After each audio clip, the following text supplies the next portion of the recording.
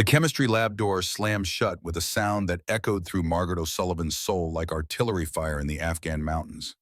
At 54, with 22 years of Marine Corps service etched into every line of her weathered face, Maggie had faced down insurgents in Lebanon, survived Scud missile attacks in the Persian Gulf, and coordinated rescue operations in the mountains of Afghanistan. But nothing had prepared her for this moment when 17-year-old Chad Brennan's massive hand wrapped around her throat in the fluorescent-lit classroom of Millbrook High School. The pressure on her windpipe increased, but something deep within her military-trained mind remained perfectly calm. She had been in worse situations, much worse.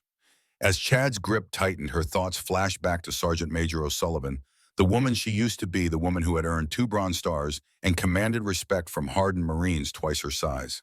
But this wasn't about physical confrontation. This was about something far more complex and dangerous than a simple schoolyard bully. The trouble had started 3 months earlier, but its roots stretched back 4 decades into the heart of America's Cold War secrets.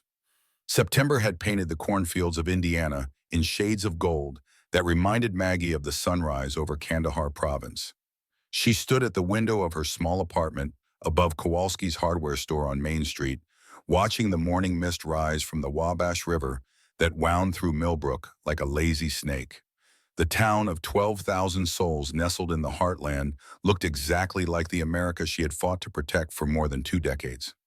Millbrook, Indiana, founded in 1847 by German immigrants who had followed the river west seeking the same dreams that had built this nation from wilderness and hope. The town had weathered the Civil War, sending 3 companies of volunteers to fight for the Union. It had survived the Great Depression by the stubborn determination of farmers who refused to let the land defeat them. It had sent its sons to World War II, Korea, Vietnam, and beyond, each generation answering the call to defend freedom wherever it was threatened. Now it was Maggie's turn to serve again, not in the mountains of Afghanistan or the deserts of Iraq, but in the corridors of Millbrook High School, where she had accepted a position teaching chemistry to the children of the heartland. The decision to leave the Marines had not been easy. After her 3rd deployment to Afghanistan, after watching too many young Marines come home in flag-draped coffins, after surviving an IED blast that had left her with a purple scar running from her left temple to her jaw, Maggie had realized that her war was ending. At 51, she was older than most colonels, her body bearing the accumulated weight of 2 decades in uniform. The Corps had offered her a desk job at Quantico, but Margaret O'Sullivan had not spent 22 years in the Marines to finish her career shuffling papers in Virginia. She had come home to Indiana, to the land her grandfather had farmed before the war took him to France in 1918. She had come home to teach, to pass on something more valuable than tactics or weapons training. She had come home to shape the next generation of Americans, the sons and daughters, who would inherit the republic she had sworn to defend. The Millbrook High School building stood on Elm Street like a red brick monument to American education, built in 1923, when the town was still prosperous from the corn and soybean fields that stretched to every horizon. 3 stories of solid Indiana limestone and brick, with tall windows that let in the morning light, and American flags flying from poles that had been planted by the class of 1943, most of whom had graduated into the uniform of their country. Principal Robert Harrison had hired her sight unseen, desperate to fill the chemistry position after the previous teacher had quit mid-semester under what the school board diplomatically called classroom management issues.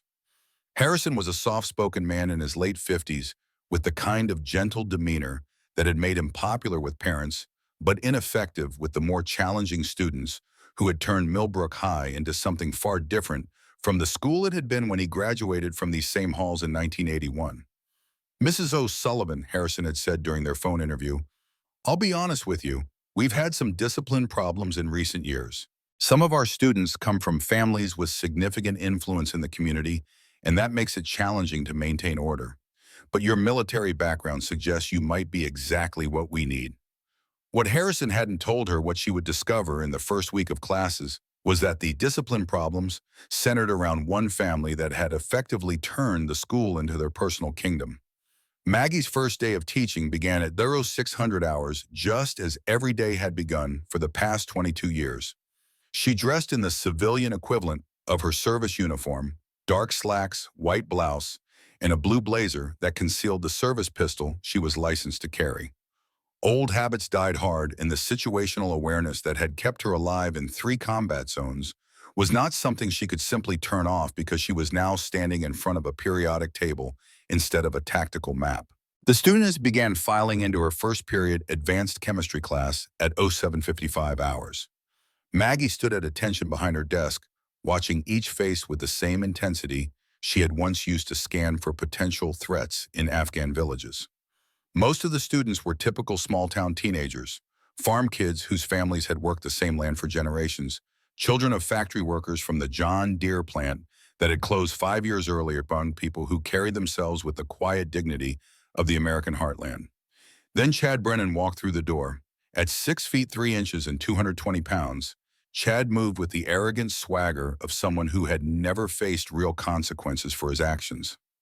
His letter jacket proclaimed him quarterback of the Millbrook Eagles, but his cold blue eyes and the way other students instinctively moved out of his path suggested a different kind of power. Behind him came his 2 constant companions. Tyler Morrison, a lean boy with nervous energy, who looked like he was always ready to run, and Brett Collins, thick-necked and mean-eyed, who scanned the room like a bodyguard assessing threats. Chad chose a seat in the back corner, directly against the wall, where he could watch the entire room while keeping his back protected. It was a tactical position, the kind of spot Maggie herself would have chosen in an uncertain environment. For a 17-year-old high school student, to think in such terms suggested either exceptional intelligence or exceptional paranoia.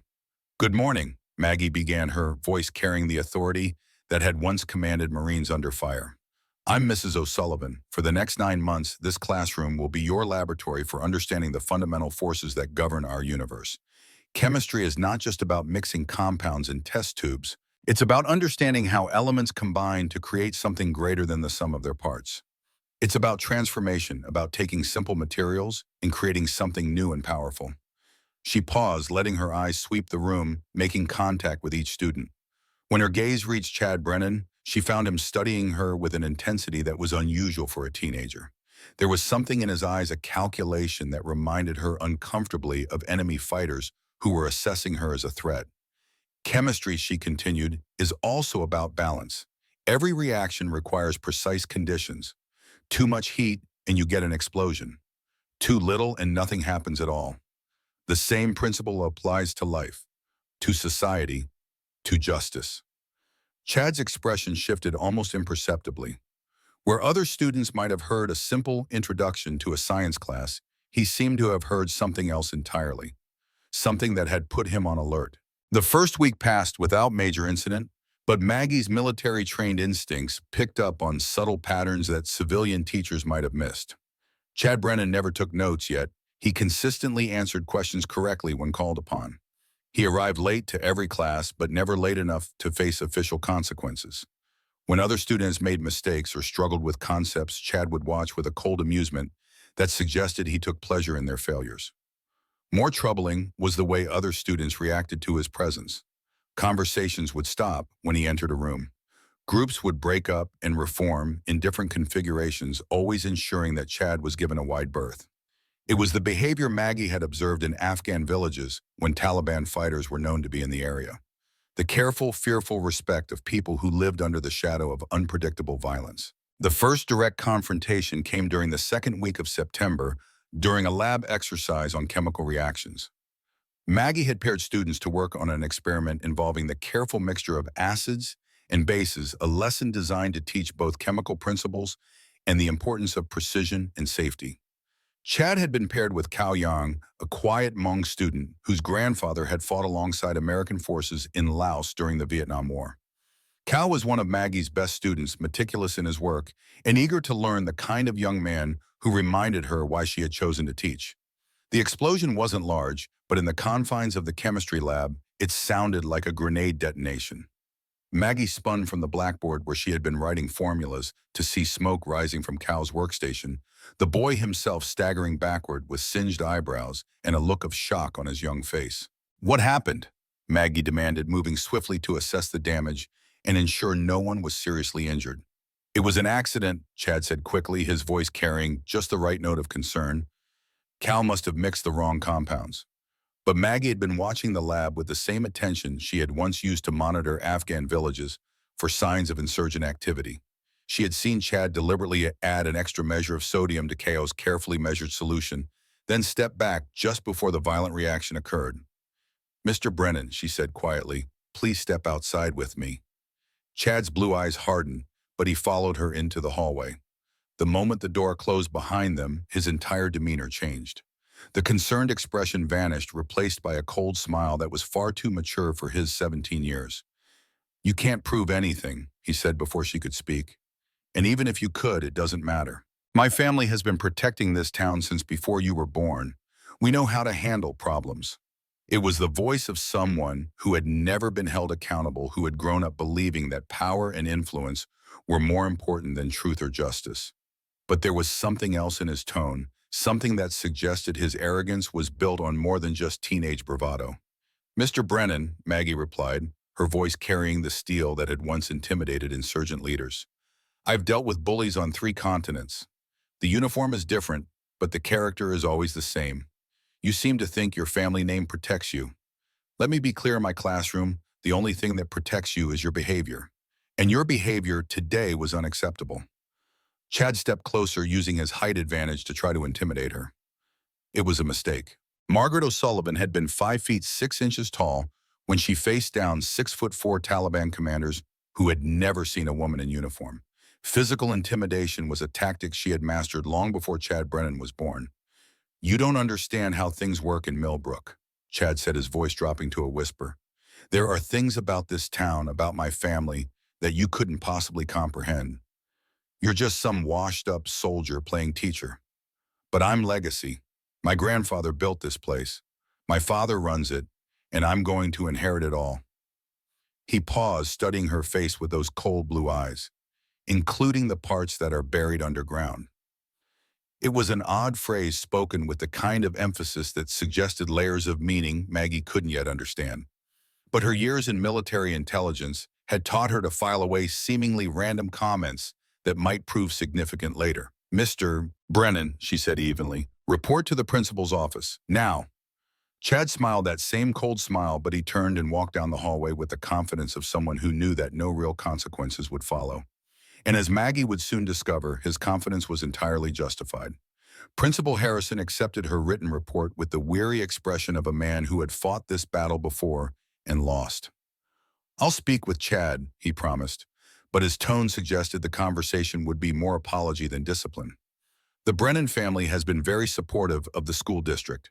Chad's grandfather, Patrick, served on the school board for 20 years. His father, Tom, is our current sheriff. They're good people, Mrs. O'Sullivan. Sometimes boys just need to work out their energy." But Maggie had seen enough good people in Afghanistan who turned out to be providing intelligence to the Taliban. She had learned that in small communities, just as in war zones, power and corruption often wore the mask of respectability. That evening, she sat in her small apartment above the hardware store, reading through the limited information she could find about Millbrook's recent history. The town's website was full of cheerful descriptions of annual festivals, high school football, victories, and civic pride. But between the lines, she began to notice gaps and inconsistencies that her intelligence training had taught her to recognize. The John Deere plant that had employed 800 people had closed abruptly in 2018, but there was no explanation for why a profitable facility would be shuttered.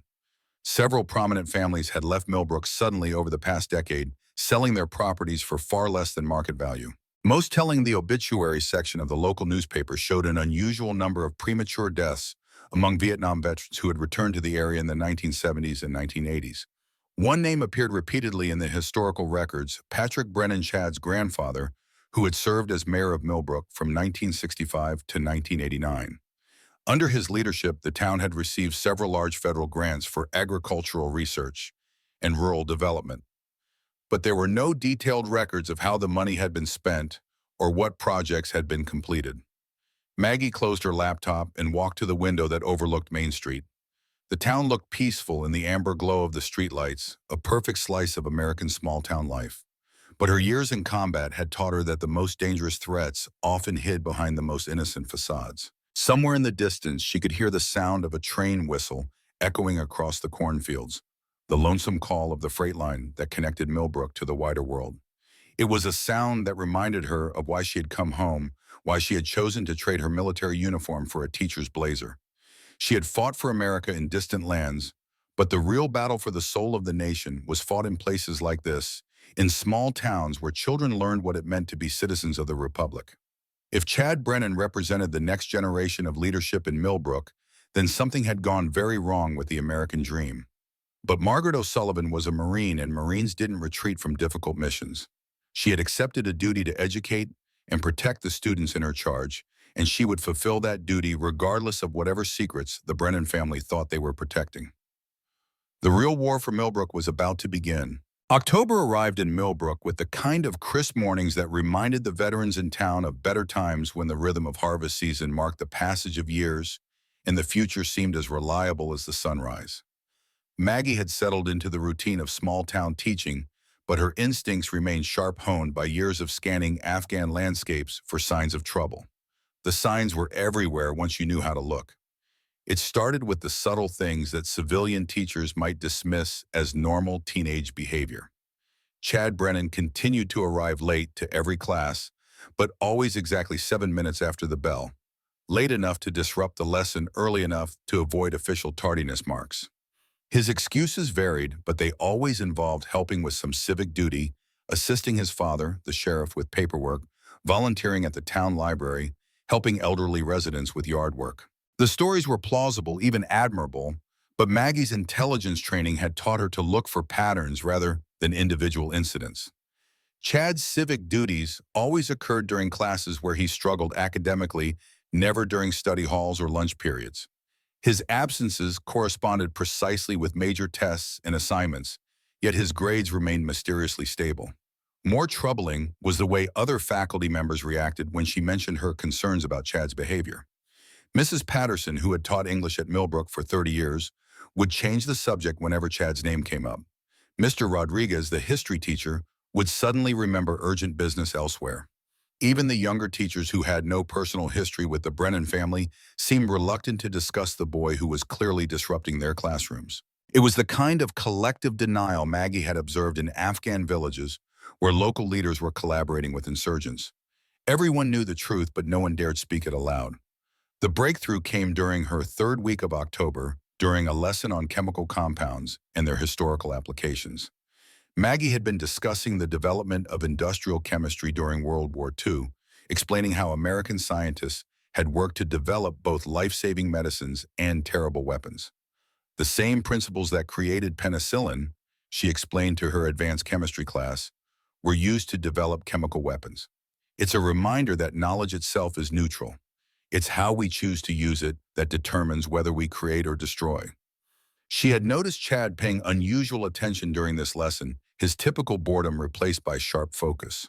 When she mentioned the chemical research facilities that had been established across the Midwest during the Cold War, Chad's expression shifted to something that looked almost like alarm. After class, as students filed out, Chad lingered behind. For a moment, Maggie thought he might actually engage with the lesson content, perhaps ask a thoughtful question about chemistry or history. Instead, he approached her desk with that familiar, cold smile. "Interesting lesson today," he said, his tone carrying an edge she hadn't heard before. "You seem to know a lot about government research programs." "It's part of the curriculum," Maggie replied carefully. "Chemical history is relevant to understanding modern applications."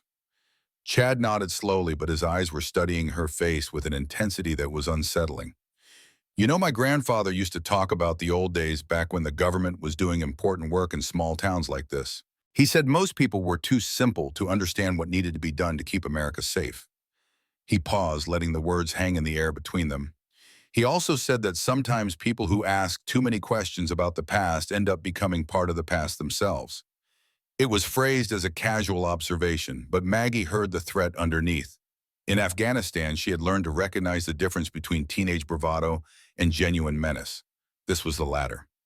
"Mr. Brennan," she said, maintaining the calm tone she had used to negotiate with tribal leaders who held American lives in their hands, "are you threatening me?" Chad's smile widened, showing teeth that were perfectly straight and perfectly white, the product of expensive orthodontics that few families in Millbrook could afford. "Of course not, Mrs. O'Sullivan. I'm just sharing family history. My grandfather was a great man who did important work for this country. He believed in protecting America's secrets, even when other people didn't understand why those secrets were necessary. He turned to leave, then paused at the door. By the way, did you know that your predecessor, Mr. Jameson, asked a lot of questions about local history too, right before he decided to take early retirement and move to Florida? Funny how some people just suddenly realize they'd be happier somewhere else. After Chad left, Maggie sat alone in her classroom, processing the conversation. In the military, intelligence came in fragments that had to be assembled into a coherent picture. Chad's comments about his grandfather government research and her predecessor were pieces of a puzzle she didn't yet understand, but the pattern was beginning to emerge. That evening, she decided to pay a visit to the Millbrook Historical Society, housed in a modest building on Maple Street that had once been the town's original bank. The society was run by Harold Hal Stevenson, a 78-year-old Vietnam veteran whose weathered hands and thousand-yard stare marked him as a man who had seen combat. Hal greeted her with the careful courtesy that veterans often showed each other, a recognition that transcended the differences between branches of service. He was a small man, maybe 5'7", with silver hair and intelligent gray eyes that missed nothing. "Mrs. O'Sullivan," he said, extending a hand that bore the calluses of both farming and fighting. "I heard we had a new teacher at the high school. Marine Corps, if the stories are true." 22 years, Maggie confirmed.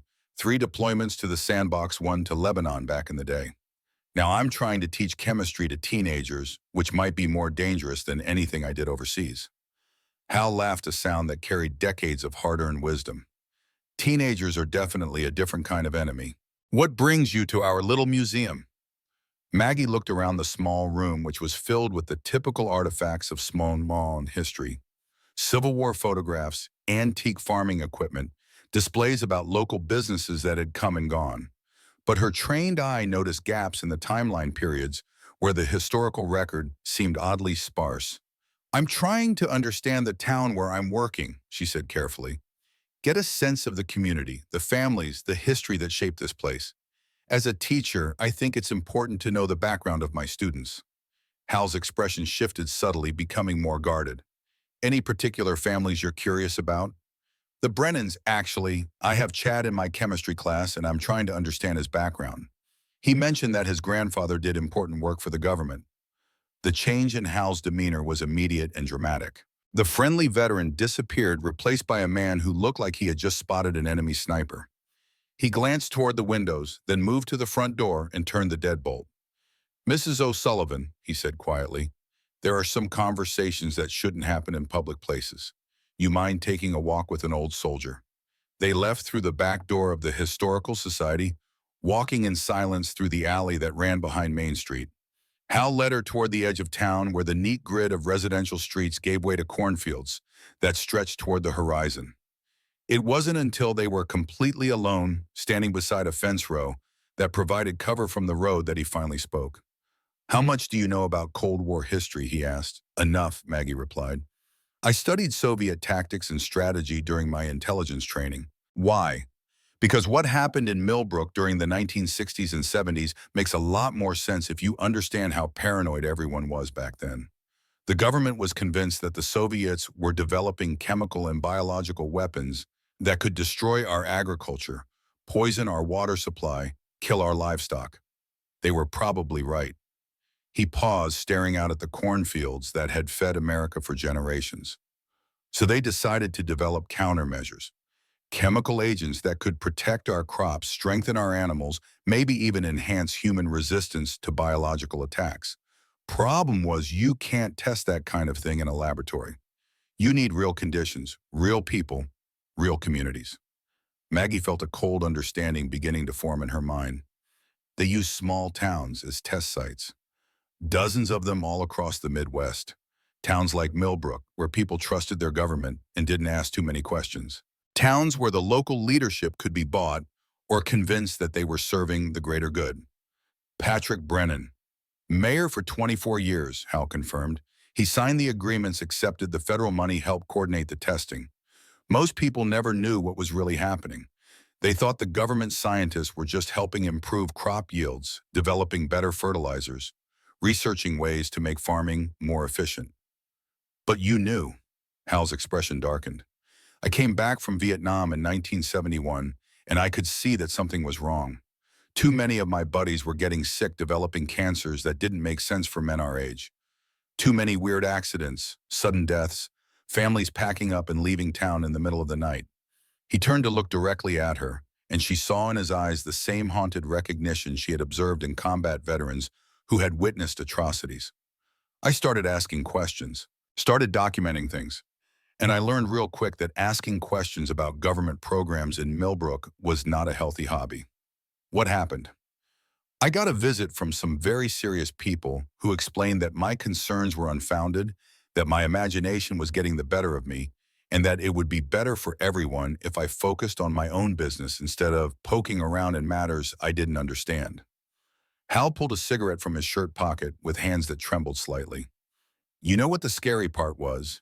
They knew things about me that weren't in any official file.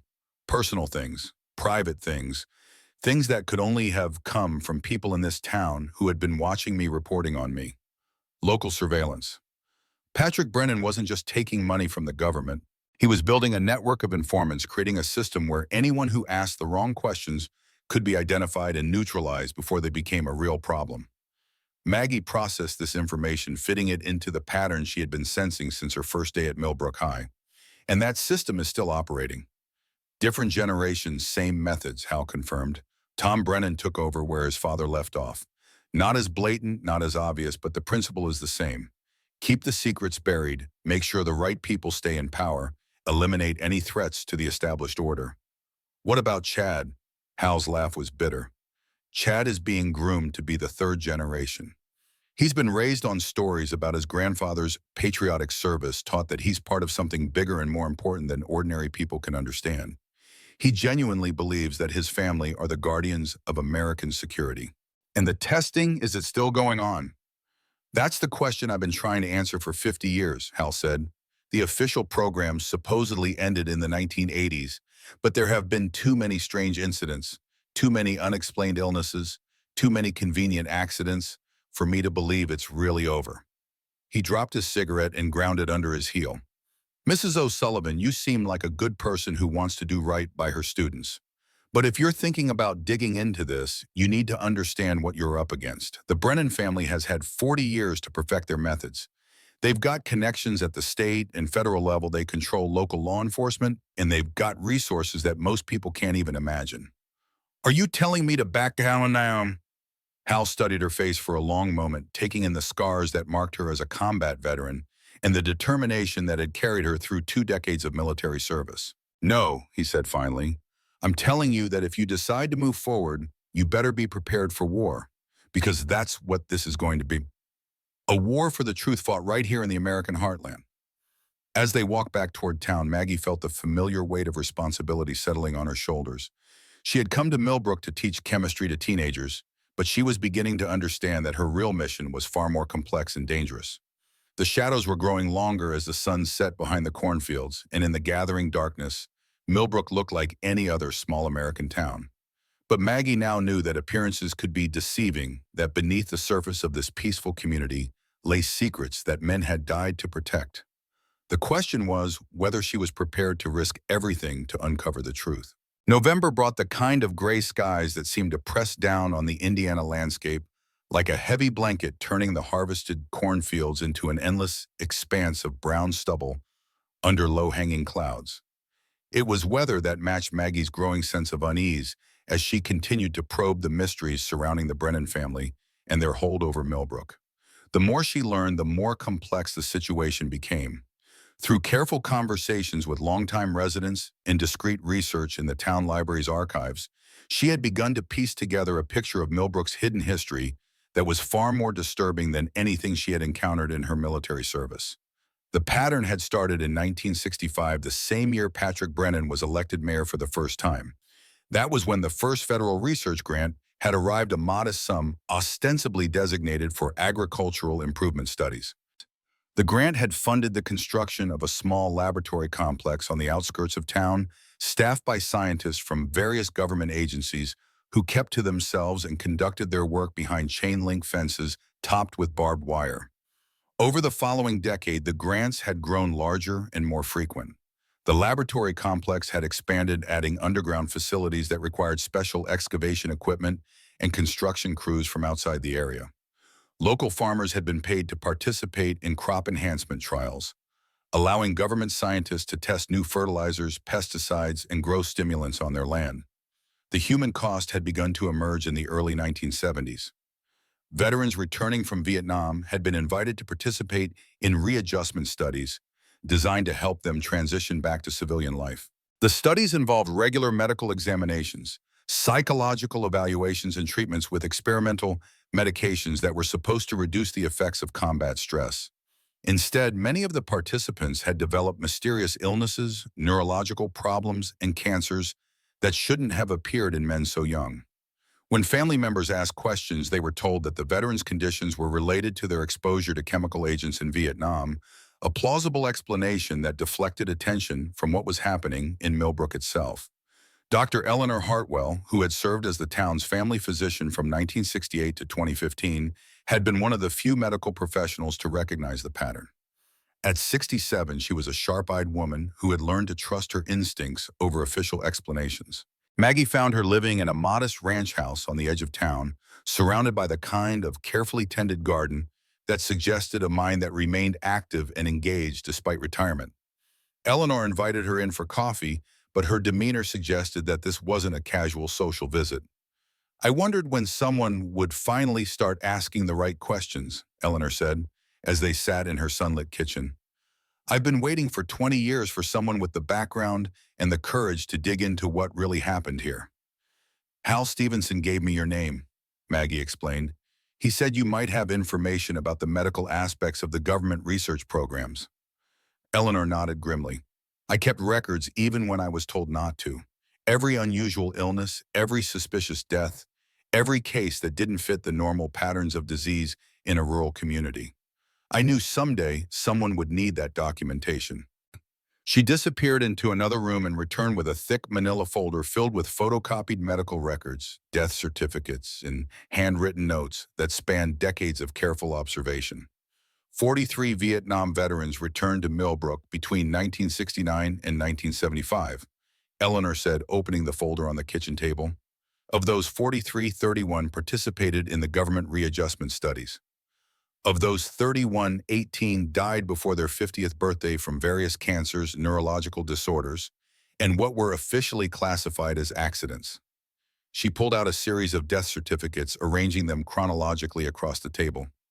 The statistical probability of that many premature deaths in such a small population is essentially zero. But every time I raised concerns with state health officials, I was told that the pattern was within normal parameters for veterans who had been exposed to Agent Orange in Southeast Asia. Maggie studied the documents, her intelligence training helping her identify the anomalies that a civilian might miss. The timing is too convenient. Most of these deaths occurred within 2 to 5 years of their participation in the studies. Exactly, and there's something else. Eleanor pulled out another set of papers. I managed to obtain tissue samples from several of the deceased veterans during their autopsies. I had them analyzed by an independent laboratory in Indianapolis, paying for the testing myself. What did you find? Chemical compounds that had never been used in Vietnam, synthetic substances that didn't exist in the 1960s and early 1970s. Whatever killed these men, they were exposed to it right here in Millbrook. Eleanor's expression hardened as she continued. But the most damning evidence came from the children. She pulled out a third set of records, these dealing with birth defects and childhood illnesses that had appeared in Millbrook starting in the mid-1970s. The pattern was subtle but unmistakable: higher rates of learning disabilities, unusual allergies, developmental delays, and rare genetic disorders that shouldn't have clustered in such a small population. The families affected were almost exclusively those who lived in the areas closest to the government research facility, Eleanor explained. Families whose wells drew from groundwater that could have been contaminated by whatever the scientists were testing. Did you report this to anyone? I tried. I sent reports to the CDC, the state health department, even contacted some journalists who specialized in investigative reporting. But every inquiry was deflected. Every investigation was shut down before it could begin. Eleanor's voice carried the frustration of decades of watching injustice go unpunished. I realized that the cover-up wasn't just local. It involved people at the state and federal level who had the power to make inconvenient evidence disappear. What changed? Why did the testing stop? Eleanor was quiet for a long moment, staring out at her garden, where the last flowers of autumn were struggling against the approaching winter. I don't think it stopped, she said finally. I think it evolved. She pulled out the most recent set of documents from her folder records from the 1990s and 2000s that showed a different pattern of illness and death in Millbrook. Starting in the late 1980s, the obvious experimental programs ended. The government laboratory was officially closed, the research grants dried up, and the outside scientists departed. But the unexplained medical anomalies didn't stop. They just became more subtle, more spread out over time, harder to detect unless you were specifically looking for them. Maggie examined the newer records, noting the careful documentation of cases that individually seemed unremarkable, but collectively suggested ongoing contamination or experimentation. You think they found a way to continue the work without the obvious infrastructure. I think they realized that the best way to hide a continuing program was to make it look like the program had ended. But the Brennan family's influence in this town has only grown stronger over the decades.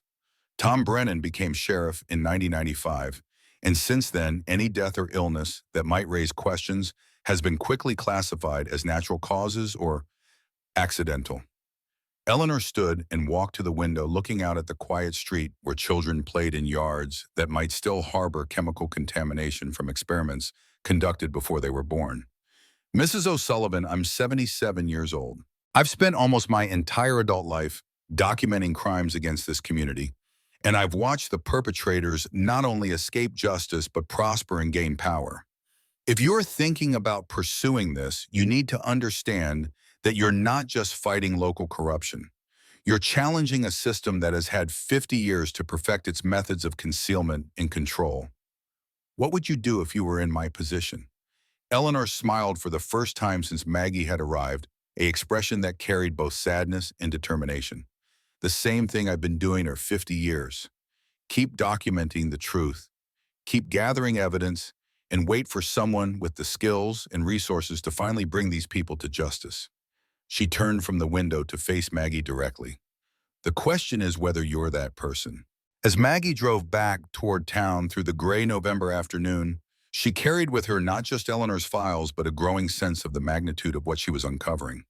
This wasn't just a case of local corruption or small-town bullying. It was evidence of a systematic program of human experimentation that had continued for decades, protected by a network of officials who had turned a blind eye to suffering in the name of national security. Her military training had taught her to assess missions objectively, to weigh the risks against the potential benefits, to consider whether the objective was worth the cost in blood and treasure. By those standards, the mission she was contemplating was extremely dangerous, with uncertain prospects for success and the potential for devastating personal consequences. But her oath as a Marine had been to protect the Constitution and the American people, not just from foreign enemies, but from all threats to liberty and justice. The children of Millbrook deserved to grow up in a community where their health and safety weren't sacrificed to protect the secrets of previous generations.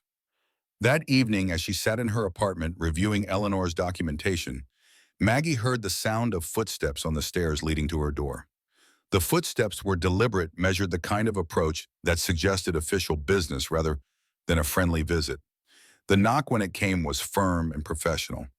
Maggie looked through the peephole to see a man in his 50s wearing the uniform of the Millbrook Sheriff's Department.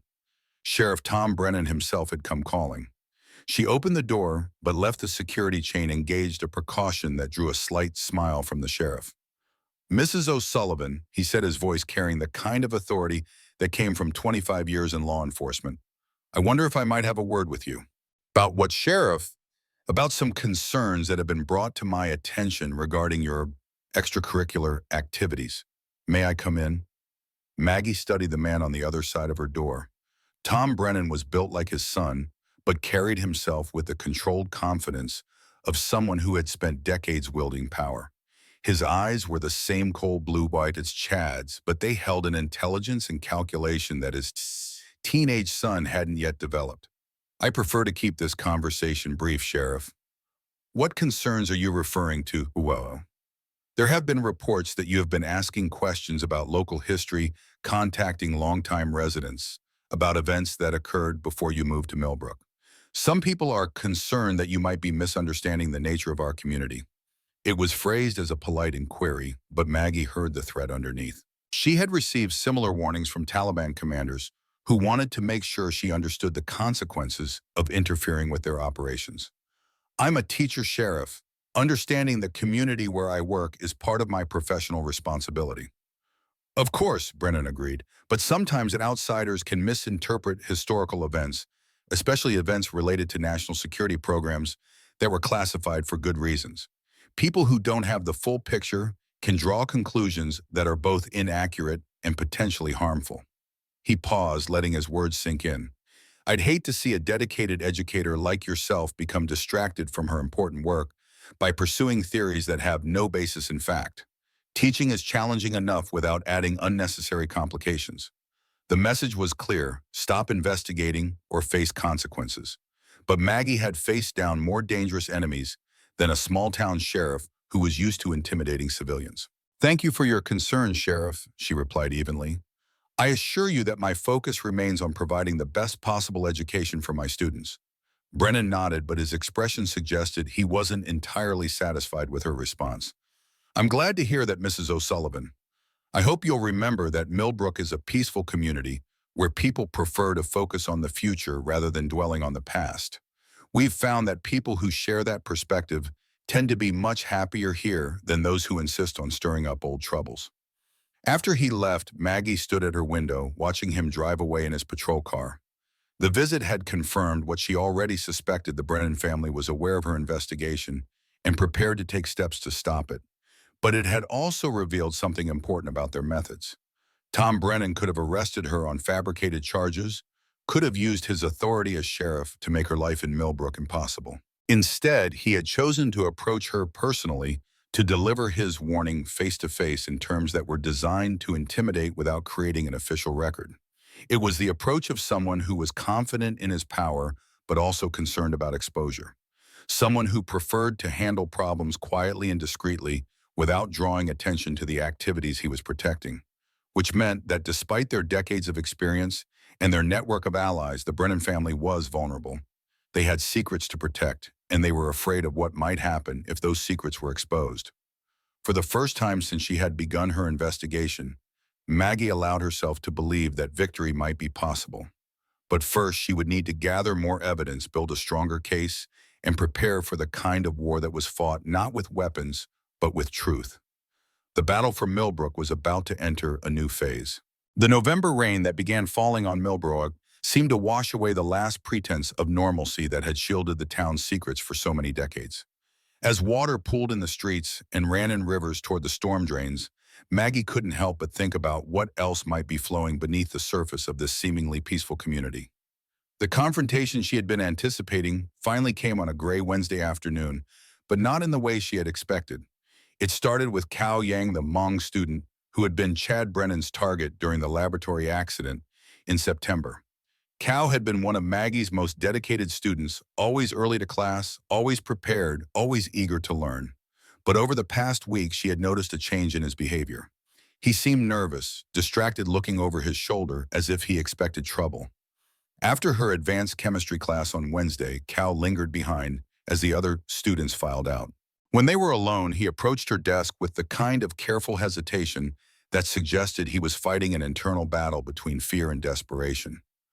Mrs. O'Sullivan, he said quietly, I need to tell you something, but I'm scared of what might happen if I do.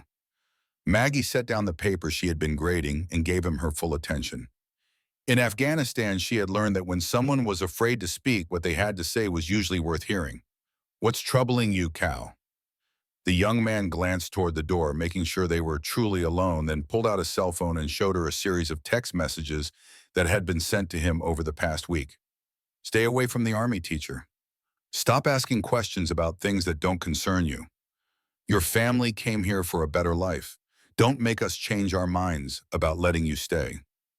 The messages were unsigned, but their meaning was clear. Someone was trying to intimidate Cal into avoiding any association with Maggie and her investigation into Millbrook's hidden history. Have you told your parents about these messages? Cal shook his head. My grandfather fought with American soldiers in Laos during the Secret War. He taught me to recognize when powerful people want you to stay quiet, but he also taught me that sometimes staying quiet is the same as helping evil people do evil things. The young man's courage reminded Maggie of why she had chosen to become a teacher. Despite his fear, despite the threats against his family, Cal was willing to do what was right. What else do you need to tell me? Yesterday after school, I saw Chad and his friends doing something strange behind the old Texaco station on Route 9. They were moving heavy things into the building, things that looked like equipment or supplies. When they saw me watching, Chad came over and told me that if I mentioned what I saw to anyone, my family would have serious problems with their immigration status. Maggie knew the abandoned Texaco station Cal was referring to. It had been closed for 15 years, ever since the highway bypass had redirected traffic away from the old state route. The building sat on the edge of town like a relic from a more prosperous era, where its boarded windows and rust-stained walls a testament to economic decline. Did you see what kind of equipment they were moving? Metal boxes like the kind the military uses to transport sensitive equipment. And there was an older man with them, someone I'd never seen before. He was giving orders to Chad and the other boys, like he was used to being in charge. Cal pulled out his phone again and showed her a photograph he had taken from a distance. The image quality was poor, but Maggie could make out several figures near the back of the abandoned gas station, along with what appeared to be military-style equipment cases. Cal, I want you to promise me that you won't go near that place again. If what you saw is what I think it is, it could be very dangerous. What do you think it is? Maggie considered how much to tell him. Cal deserved to understand why he was being threatened, but she also needed to protect him from knowledge that could put him in even greater danger. I think Chad's family is involved in activities that they don't want anyone to know about. Activities that have been going on in this town for a very long time. That evening, after Cal had left, Maggie sat in her empty classroom trying to decide her next move. The abandoned Texaco station represented the first concrete lead she had discovered, the first physical location where current illegal activity might be taking place. But investigating it would require her to cross a line from passive observation to active reconnaissance, the kind of operation that could easily go wrong if she wasn't careful. Her military training told her to conduct thorough surveillance before attempting any kind of infiltration. She needed to know who was using the facility when they were active, what kind of security measures they had in place, and what exactly they were trying to hide. But her instincts as a teacher told her that time was running out. Chad's threats against Cal suggested that the Brennan family was escalating their efforts to silence anyone who might expose their secrets. If she waited too long to act, other students might be targeted, or evidence might be moved to a location she couldn't find. She decided to begin with external surveillance, using the skills she had learned during her intelligence training to observe the abandoned gas station without being detected. If she could establish patterns of activity and identify the people involved, she might be able to gather enough evidence to involve federal authorities who couldn't be influenced by local corruption. The surveillance began the following evening. Maggie parked her car in a grove of trees nearly a quarter mile from the Texaco station, then moved on foot through the cornfields that provided cover between her position and the target building. The November cold bit through her dark clothing, but she welcomed the discomfort that helped keep her alert and focused. The abandoned gas station sat in a pool of darkness, its windows boarded up and its parking lot cracked with weeds. But as Maggie watched through her binoculars, she began to notice signs of recent activity that wouldn't be visible to a casual observer. Tire tracks in the gravel, fresh scratches around the door locks, and subtle wear patterns that suggested regular foot traffic despite the building's apparently abandoned state. At 9:30 p.m., headlights appeared on the old state route approaching the station from the direction of town. Two vehicles, a pickup truck that she recognized as belonging to the Brennan family, and a black SUV with government plates that she had never seen in Millbrook before. Chad emerged from the pickup truck along with Tyler Morrison and Brett Collins, but they were accompanied by an older man who clearly wasn't from Millbrook. The stranger was perhaps 60 years old, with the erect posture and careful movements of someone with military experience. He wore civilian clothes, but something about his demeanor suggested he was accustomed to command authority. The group moved quickly to the back of the building, where they began unloading equipment from both vehicles. Maggie adjusted her binoculars, trying to get a better view of what they were carrying. The metal cases Cal had described were clearly visible, along with what appeared to be electronic equipment and containers that might hold chemical or biological materials.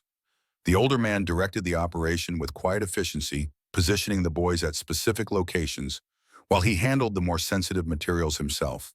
It was clearly a well-rehearsed procedure, suggesting that this wasn't the first time they had used the abandoned station for this purpose. After 20 minutes, the group disappeared into the building through a door that Maggie hadn't even realized existed. From her position in the cornfield, she could see no external signs of activity, but she noticed a faint glow coming from what appeared to be a basement window that had been painted black from the inside. They remained inside for nearly 2 hours. When they finally emerged, the older man spent several minutes checking the area around the building, looking for any signs that their activities had been observed. His movements were those of someone with counterintelligence training, systematic and thorough. Maggie remained motionless in the cold earth of the cornfield, controlling her breathing and heart rate the way she had learned to do during reconnaissance missions in Afghanistan. The stranger's inspection came uncomfortably close to her position, but her camouflage and stillness kept her hidden. After the vehicles departed, Maggie waited another hour before moving closer to the building. What she found confirmed her worst suspicions about what was happening in Millbrook.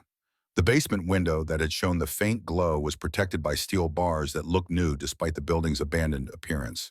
When she knelt beside it and listened carefully, she could hear the sound of electronic equipment humming inside, the kind of steady background noise that suggested sophisticated machinery was operating in the underground space.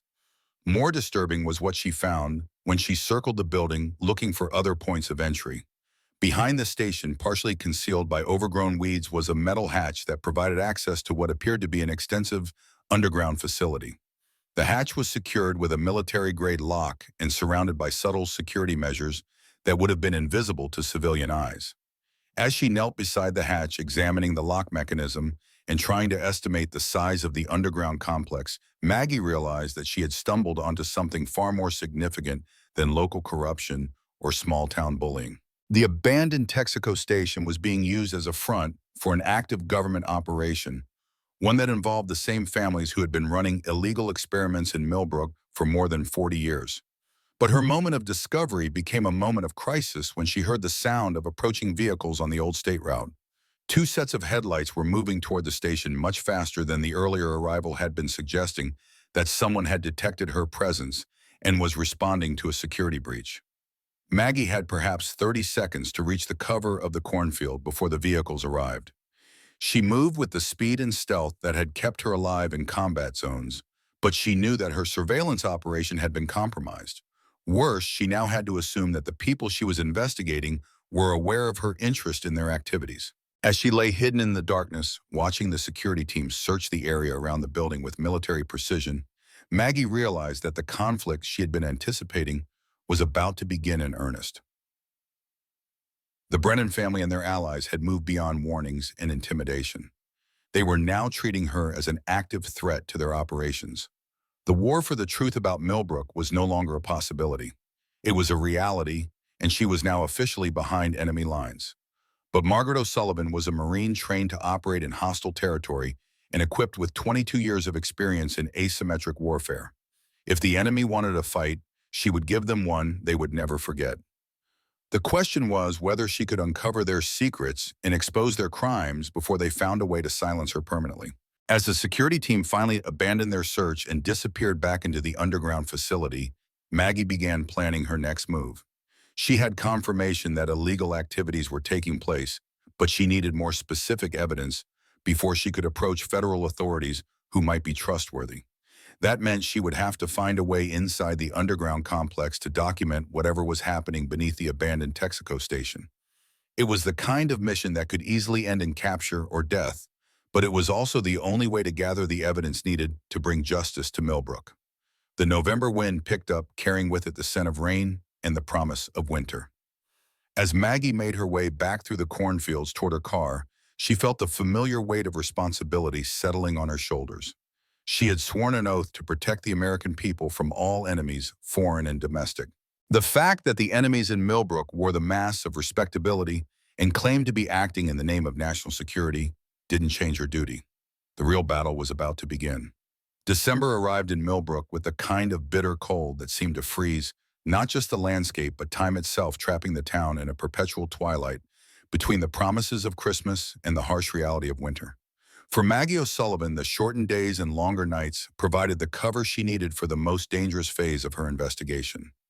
The week following her surveillance of the abandoned Texaco station had been a careful dance of normal routine and covert preparation. She continued teaching her chemistry classes, maintaining the facade of a dedicated educator, while secretly planning an operation that would make her nighttime reconnaissance look like a casual stroll. But first, she needed allies she could trust with her life. The call came on a Thursday evening, 3 days before she planned to attempt infiltration of the underground facility. Harold Stevenson's voice on the phone carried an urgency she hadn't heard before. "Mrs. O'Sullivan, you need to come to the Historical Society tonight and come through the back entrance." Maggie found Hal waiting for her in the darkened building, along with two people she hadn't expected to see. Dr. Eleanor Hartwell sat at the small conference table, her medical files spread out before her like evidence in a war crimes tribunal. Beside her was a man Maggie didn't recognize, perhaps 70 years old with intelligent eyes and the careful posture of someone who had learned to watch for threats.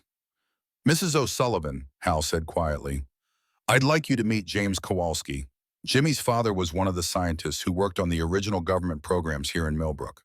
But Jimmy Kowalski extended a weathered hand, studying Maggie's face with the intensity of someone making a crucial decision.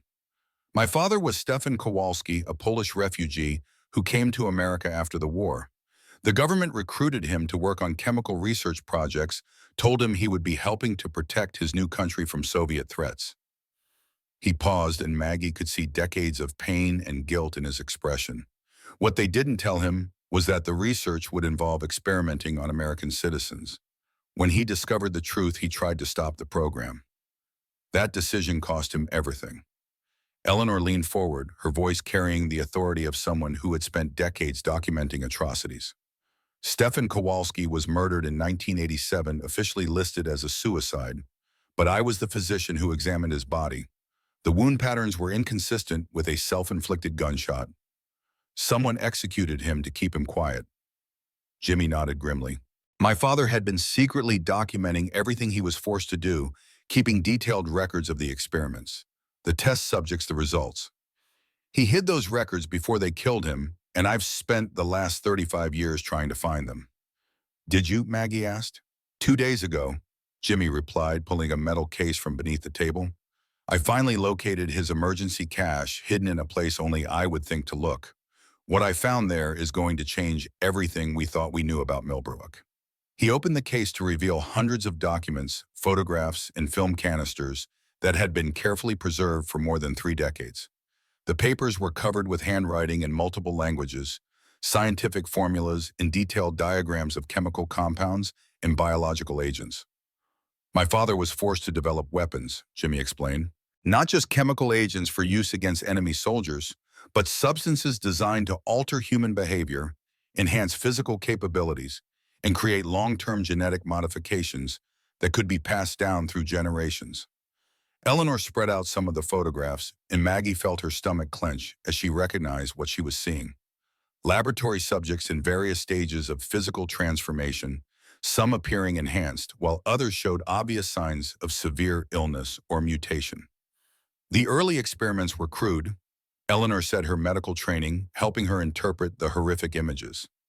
They were trying to create super soldiers, people with enhanced strength, speed, and endurance. But they didn't understand the biological mechanisms well enough to control the results. "How many test subjects were there?" "Hundreds," Jimmy replied. "Volunteers from the military veterans who were told they were receiving experimental treatments for combat injuries, even civilian volunteers who thought they were participating in medical research that would benefit mankind." Hal pointed to a series of documents that showed names and addresses throughout the Midwest. It wasn't just Millbrook. They had facilities in 12 different towns, all connected by an underground network that allowed them to transfer subjects, share research data, and coordinate experiments across multiple locations. "But Millbrook was the central hub," Eleanor added. "This is where they conducted the most advanced research, where they tried to perfect the formulas that would create reliable, controllable enhancements." Maggie studied the documents, her intelligence training, helping her identify the organizational structure and chain of command that had overseen these atrocities. Who was running the program? Officially, it was classified above my father's clearance level, Jimmy said. But he managed to identify several key figures through careful observation and document analysis. He pulled out a photograph that showed a group of men in military uniforms standing outside what appeared to be the underground facility beneath the Texaco station. The image was dated 1975, but one of the faces was unmistakably familiar. Patrick Brennan wasn't just the mayor who provided local cooperation, Jimmy explained. He was an active participant in the research program, someone who helped select test subjects and coordinate with federal agencies. Eleanor pointed to another figure in the photograph. And this man, Dr. Marcus Webb, was the lead scientist. According to Stefan's notes, Webb was a brilliant chemist who had no ethical constraints about human experimentation. He viewed the test subjects as raw material for his research. Is Webb still alive? Unknown, Hal replied. He disappeared in 1987, the same year Stefan was murdered. Officially, he retired from government service and moved to Europe. But there's no record of him after that.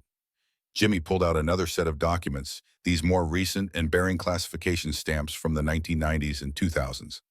The program didn't end in the 1980s like everyone believes. According to my father's analysis, they simply moved it deeper underground and made it more sophisticated. More sophisticated how? Instead of crude experiments on adult volunteers, they began working with genetic modification of reproductive cells.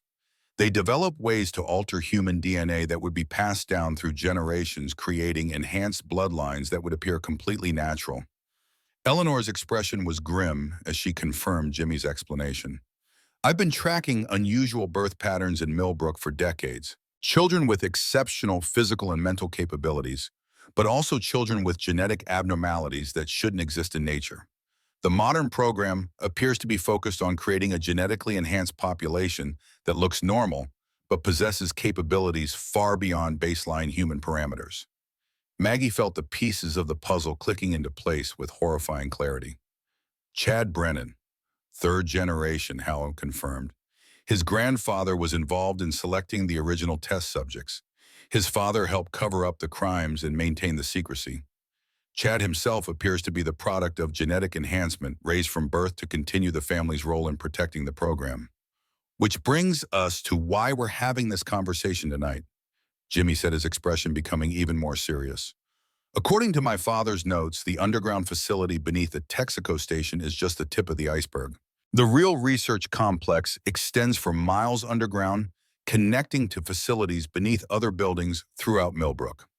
He pulled out a hand-drawn map that showed an extensive network of tunnels, laboratories, and storage areas that honeycombed the ground beneath the town. If we're going to expose this program and bring the people responsible to justice, we need concrete evidence from inside those facilities. We need photographs, documents, maybe even biological samples that can be independently analyzed. Eleanor leaned back in her chair, studying Maggie with the careful assessment of a medical professional. Mrs. O'Sullivan, we're asking you to undertake a mission that's extremely dangerous. These people have been killing to protect their secrets for 40 years. If you're caught inside their facility, you won't be given a chance to explain your presence. What about going to federal authorities with the evidence we already have? We've tried that, Hal said bitterly. Every time someone has attempted to expose this program, the investigation gets shut down by people with connections at the highest levels of government.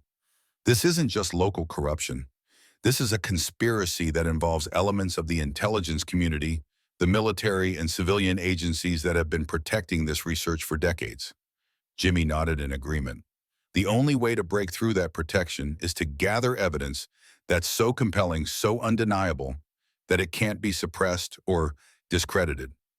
We need proof that will force congressional hearings, independent investigations, and criminal prosecutions that can't be stopped by bureaucratic interference. Maggie looked around the table at the three people who had devoted decades of their lives to seeking justice for the victims of Millbrook's hidden atrocities. They were asking her to risk everything on a mission that might be the only chance to expose crimes that had been covered up for nearly half a century. But she was a Marine trained to undertake dangerous missions in service of a higher cause. If she could gather the evidence needed to bring these criminals to justice, She might be able to save future generations from becoming victims of their twisted research. What kind of support can you provide? Eleanor smiled for the first time that evening. More than you might expect.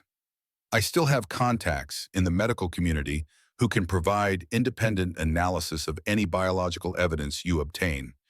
Jimmy has detailed knowledge of the facility layout based on his father's documentation. And Hal has been mapping the modern security systems for the past 5 years. Security systems? Hal pulled out a folder containing surveillance photographs and technical diagrams. The underground complex is protected by state-of-the-art sensors, cameras, and automated defense systems. But they're designed to detect conventional intrusion attempts. Someone with military training who understands their weaknesses might be able to penetrate the facility without triggering alarms. Might being the operative word, Maggie said dryly. There's something else, Jimmy said, his expression becoming even more grave. According to my father's notes, the research program has been building toward a specific goal. They've been developing a chemical agent that can be deployed through water supplies, agricultural systems, or atmospheric dispersal to modify the genetic structure of entire populations. Eleanor confirmed his assessment. A weaponized version of the enhancement compounds designed to be used on a massive scale. If they've succeeded in perfecting this agent, they could potentially alter the genetic makeup of millions of people without their knowledge or consent. The ultimate biological weapon, Maggie said quietly, not designed to kill but to control. Exactly. And according to the timeline in Stefan's documents, they were planning to begin operational deployment sometime in the mid-2020s. The implications were staggering. If the Millbrook research program had succeeded in developing large-scale genetic modification capabilities, they possessed the power to reshape human civilization itself. In the wrong hands, such technology could be used to create a genetically stratified society where enhanced elites ruled over unmodified masses. When do you want to attempt the infiltration? Tomorrow night, Hal said. We've been monitoring their activity patterns, and Friday nights typically have minimal security presence in the underground complex. Most of the research staff operates on a Monday through Thursday schedule, with only essential monitoring systems active over the weekend. What about Chad and his friends? They'll be at the regional football playoffs in Indianapolis, Eleanor said. The entire town will be focused on the game, which should provide additional cover for your operation. Maggie studied the facility maps and security assessments, her tactical training automatically identifying potential infiltration routes and escape plans. The mission was dangerous, but it was feasible if executed with proper planning and discipline. I'll need communications equipment that can't be detected by their security systems. Jimmy smiled grimly. My father was paranoid about electronic surveillance. He developed several communication devices that operate on frequencies the government wasn't monitoring in the 1980s. I've updated them with modern components, but they should still be invisible to conventional detection systems. And if something goes wrong, we'll be monitoring from multiple locations, Hal assured her. If you don't report in according to the predetermined schedule, we'll assume you've been compromised and activate our emergency protocols, which are simultaneous release of all the evidence we've gathered to every major news organization, congressional representative, and law enforcement agency in the country. Eleanor said firmly, if they silence you, they won't be able to silence the truth. As the meeting broke up and the conspirators prepared to leave through separate exits, Maggie felt the familiar pre-mission tension settling over her like a familiar coat. She had undertaken dangerous operations before, but never one where the stakes were so high and the enemies so well entrenched. But she was a Marine, and Marines didn't abandon their missions because the odds were against them. Tomorrow night, she would descend into the underground darkness beneath Millbrook and confront secrets that had been hidden for nearly half a century. The question was whether she would emerge alive with the evidence needed to bring justice to the victims of America's most horrific domestic conspiracy. Friday night in Millbrook arrived with the kind of bone-deep cold that turned breath into clouds and made every step crunch on frozen ground. While the rest of the town was gathered around radios and televisions following the Millbrook Eagles playoff game in Indianapolis, Maggie O'Sullivan was preparing for the most dangerous mission of her military career. She had spent the day in careful preparation, studying the facility maps Jimmy Kowalski had provided and memorizing the security protocols Hal Stevenson had documented.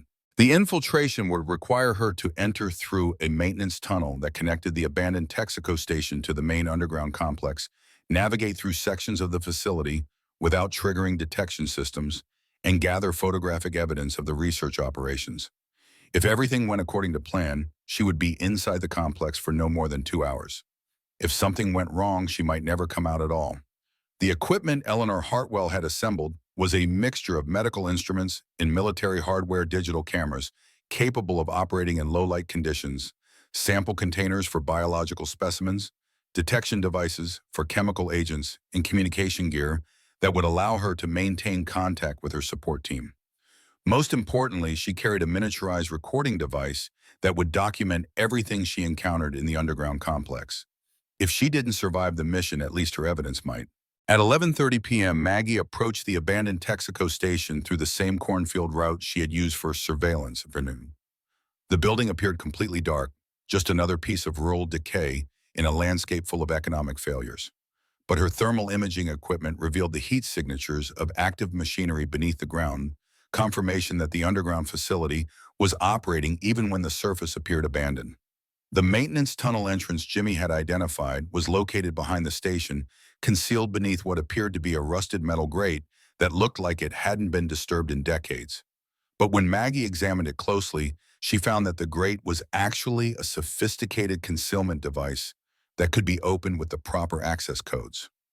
The codes themselves had been another gift from Stefan Kowalski's paranoid preparation. The Polish scientist had documented every security system he encountered, including the maintenance protocols that would allow emergency access to the underground complex.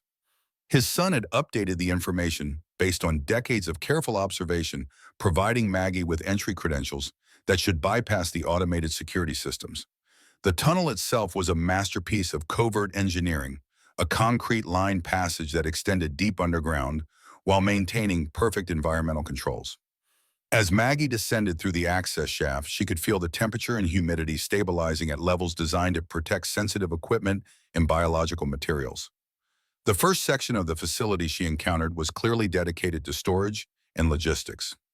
Rows of metal shelving contained supplies that ranged from standard laboratory equipment to specialized containers bearing biohazard symbols and classification markings. The sheer volume of materials suggested an operation far larger than anything she had imagined, based on the surface evidence.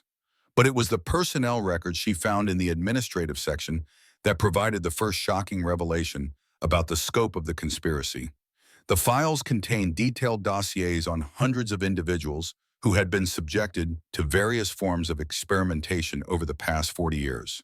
Veterans, civilians, even children who had been selected for genetic modification programs based on criteria that included genetic compatibility, social isolation, and family history. What made the records even more disturbing was the discovery that many of the test subjects were still alive, still being monitored, still undergoing treatments that they believed were routine medical care. The program hadn't ended with the official closure of the research facilities in the 1980s.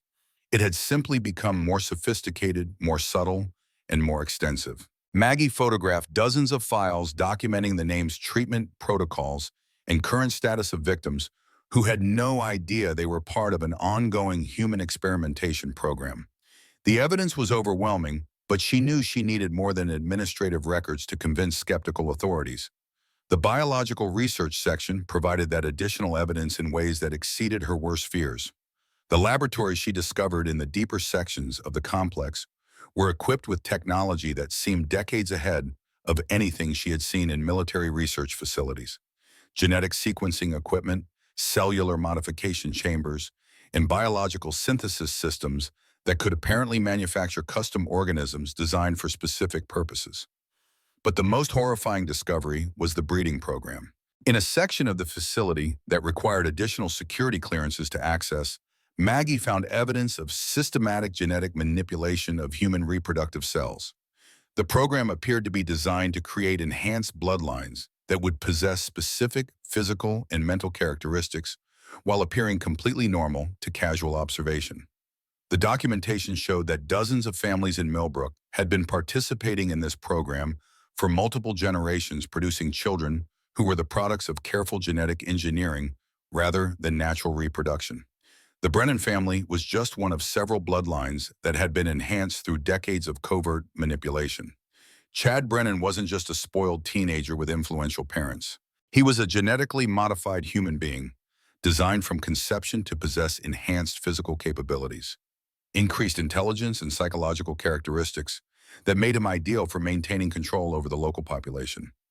As Maggie photographed the breeding records and genetic modification protocols, she began to understand the true scope of what had been happening in Millbrook. This wasn't just human experimentation. It was the systematic creation of a genetically enhanced ruling class that would possess capabilities far beyond those of unmodified humans. But her most shocking discovery was yet to come. In the deepest section of the underground complex behind security doors that required biometric identification to open, Maggie found the current research program that represented the culmination of 40 years of illegal experimentation. The weaponization laboratory contained equipment for mass production of genetic modification agents that could be deployed through water supplies, agricultural systems, or atmospheric dispersal. The scale of the operation suggested that they were preparing to modify the genetic structure of entire populations without their knowledge or consent.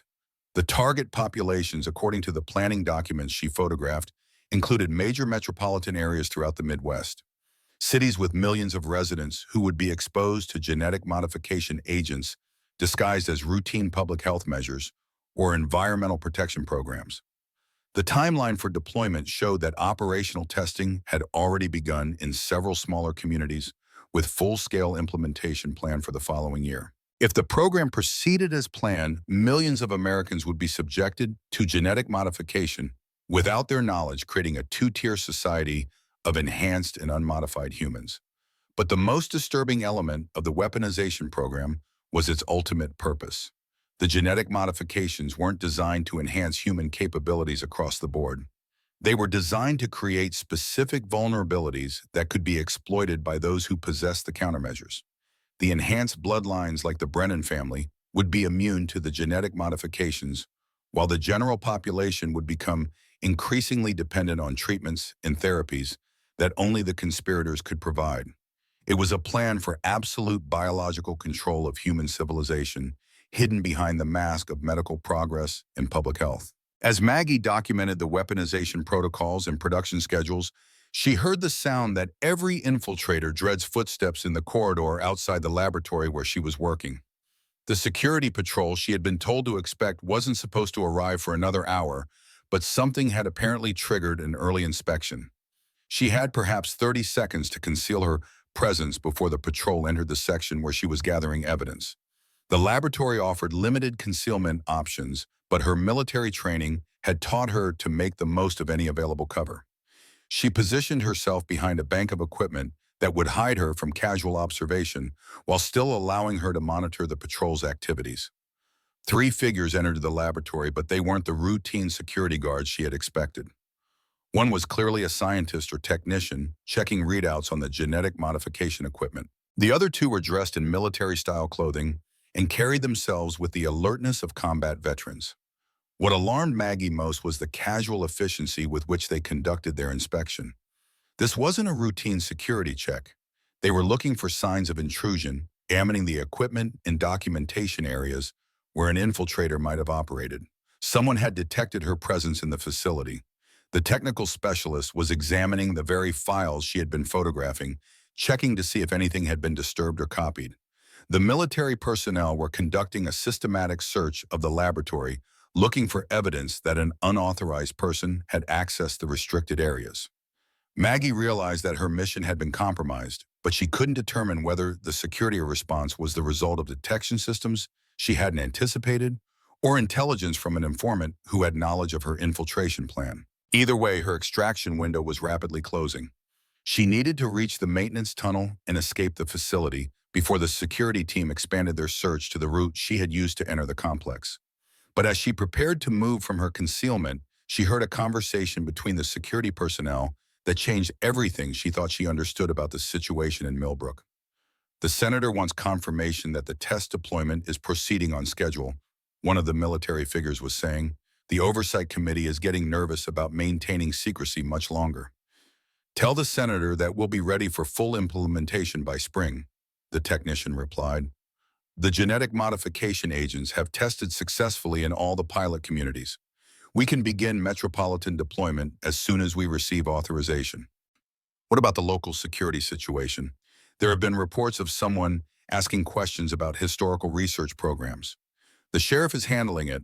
If the problem can't be resolved through normal channels, we have authorization to use more direct methods. The conversation continued for several more minutes, revealing details about political oversight of the program that extended to the highest levels of government. Senators, congressional committee chairs, and federal agency directors were all aware of the genetic modification program and actively supporting its implementation. When the security team finally left the laboratory, Maggie remained hidden for another 10 minutes to ensure they had moved to a different section of the facility. But the intelligence she had gathered during their conversation was almost as valuable as the documentary evidence she had been collecting. The Millbrook conspiracy wasn't just a rogue operation that had been hidden from federal oversight. It was an officially sanctioned program that involved elements of the legislative and executive branches of government. Exposing the local participants would only reveal the tip of an iceberg that extended throughout the highest levels of American political power. As she made her way back through the underground complex toward the maintenance tunnel, Maggie felt the weight of what she had discovered. She possessed evidence of crimes against humanity that had been committed with the knowledge and approval of people who had sworn oaths to protect the Constitution and defend the American people. But she also knew that the very scope of the conspiracy would make it almost impossible to achieve justice through normal legal channels. Too many powerful people had too much to lose if the truth about genetic modification programs became public knowledge. The extraction through the maintenance tunnel proceeded without incident, but as Maggie emerged from the underground complex into the frozen December night, she realized that her mission had been only partially successful. She had gathered overwhelming evidence of ongoing crimes, but she had also discovered that the enemy she was fighting had resources and political protection that extended far beyond Millbrook. The war for the truth was about to become much more complex and dangerous than she had ever imagined. As she made her way back through the cornfields toward her extraction point, Maggie heard the distant sound of sirens echoing across the landscape. Either the security team had discovered evidence of her infiltration or some other crisis was developing in Millbrook that would complicate her efforts to expose the conspiracy. But whatever challenges lay ahead, she now possessed the evidence needed to reveal one of the most horrific domestic conspiracies in American history. The question was whether she would live long enough to ensure that evidence reached the people who could act on it. The real battle for Millbrook was about to begin. Saturday morning dawned gray and bitter across Millbrook, with a wind that cut through the bare trees like a knife and rattled the windows of houses, where families were waking up to what they believed was just another peaceful weekend in small-town America. But in her apartment above Kowalski's hardware store, Maggie O'Sullivan was processing evidence that revealed the peaceful facade to be the most elaborate lie ever perpetrated on the American people. The photographic and documentary evidence from her infiltration of the underground facility filled 3 encrypted hard drives that she had distributed to different secure locations around town. But even more valuable was the intelligence she had gathered about the political network that protected and funded the genetic modification program. The conversation she had overheard between the security personnel provided names, organizational structures, and operational timelines that transformed her understanding of what she was fighting. This wasn't just a local conspiracy that had grown out of control. It was a systematic program of human experimentation that had been authorized at the highest levels of government and implemented across multiple states over several decades. But her moment of revelation was interrupted by an urgent communication from Harold Stevenson. The encrypted radio Jimmy Kowalski had provided crackled to life at 0800 hours with a message that sent ice through her veins. "Maggie, you need to get out of town immediately. Tom Brennan has issued an all-points bulletin claiming you're wanted for questioning in connection with terrorist activities. State police are setting up roadblocks on all the major routes out of Millbrook." The response was faster and more aggressive than she had anticipated. Either the security team had found evidence of her infiltration sooner than expected, or someone with access to her mission planning had warned the conspirators that she was gathering evidence against them. "What's the official story?" she asked. "They're claiming you're a disgruntled veteran who has been gathering information about government facilities for the purpose of planning terrorist attacks. Sheriff Brennan told the state police that you've been conducting surveillance of critical infrastructure and making threats against local officials. It was a cleverly constructed frame that would be difficult to refute without revealing the true nature of her investigation. Any evidence she presented about illegal human experimentation would be dismissed as the paranoid fantasies of a mentally unstable veteran who was seeking revenge against the government. How much time do I have? Maybe an hour before they complete the perimeter around town. But Maggie, there's something else. Eleanor Hartwell didn't come home last night. Her neighbors saw unmarked vehicles at her house around midnight, and she hasn't been seen since. The news hit Maggie like a physical blow. Eleanor had been one of the bravest people she had ever met, a woman who had spent decades documenting crimes against her community, despite constant threats and intimidation. If the conspirators had escalated to kidnapping or murder, it meant they were abandoning any pretense of legal cover for their actions. What about Jimmy? Still safe as far as I know, but he's gone underground. We have to assume that anyone associated with our investigation is now a target. Maggie considered her options, none of which offered much hope for a successful escape. The state police roadblocks would be equipped with technology that could identify her vehicle, and any attempt to flee on foot across the frozen countryside would be suicidal in December weather. But surrender wasn't an option either. If she was taken into custody by law enforcement officials who were either corrupted or deceived by the Brennan family, she would disappear just as completely as Eleanor Hartwell had. The evidence she had gathered would be confiscated and destroyed, and the genetic modification program would continue without interference. Her only chance was to find a way to transmit the evidence to reliable parties before she was captured. But that required secure communications equipment and contacts who couldn't be compromised by the conspiracy's political network. The solution came from an unexpected source. At 0830 hours, she received a communication on a frequency that wasn't part of the equipment Jimmy Kowalski had provided. The voice was unfamiliar, but the security protocols were military standard and properly authenticated. Mrs. O'Sullivan, this is Colonel Marcus Torres, Defense Intelligence Agency. I'm calling to inform you that federal authorities are aware of your situation and are prepared to provide assistance. How did you get this frequency? We've been monitoring communications in the Millbrook area as part of a broader investigation into unauthorized human experimentation programs. Your activities last night triggered alerts in several federal databases that brought your situation to our attention. The news that federal agencies were already investigating the Millbrook conspiracy was encouraging, but Maggie's intelligence training had taught her to be suspicious of unexpected assistance. What kind of assistance? Immediate extraction from your current location and transportation to a secure federal facility where you can provide testimony about what you've discovered. We're also prepared to offer protective custody for any allies you've been working with. What about the evidence I've gathered? That evidence will be crucial to our investigation. We're particularly interested in any documentation you may have obtained about the scope and political oversight of the genetic modification program. The conversation was proceeding exactly as Maggie would have hoped, but something about the timing and the colonel's knowledge of her activities was troubling. Federal investigations typically took months or years to develop, but Torres was talking as if he had been tracking her mission in real time. Colonel, I need independent verification of your identity before I can proceed. Of course. Contact DIA headquarters in Washington and ask for verification of Colonel Marcus Torres attached to the Counter Proliferation Analysis Unit. My security clearance number is Delta 7 Alpha 419. Maggie used a different communication device to place the verification call, routing it through multiple encrypted relays to avoid detection by local monitoring systems. The response from DIA headquarters confirmed that Colonel Torres was a legitimate intelligence officer assigned to investigate weapons proliferation and unauthorized research programs. But the verification also revealed something that made her decision more complicated. Mrs. O'Sullivan, the DIA duty officer, explained, Colonel Torres has been investigating reports of illegal biological research in the Midwest for the past 3 years. However, his investigation has been repeatedly obstructed by classification restrictions and jurisdictional disputes with other agencies. What kind of restrictions? The programs he's investigating appear to have congressional oversight and intelligence community authorization that places them beyond the scope of normal law enforcement. His unit has been limited to gathering intelligence rather than conducting active investigations.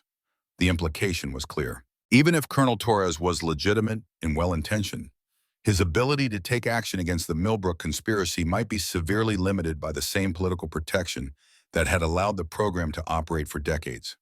Maggie had to make a decision, trust the federal authorities who might be constrained by bureaucratic limitations, or continue operating independently with the hope of finding a way to expose the conspiracy through other channels.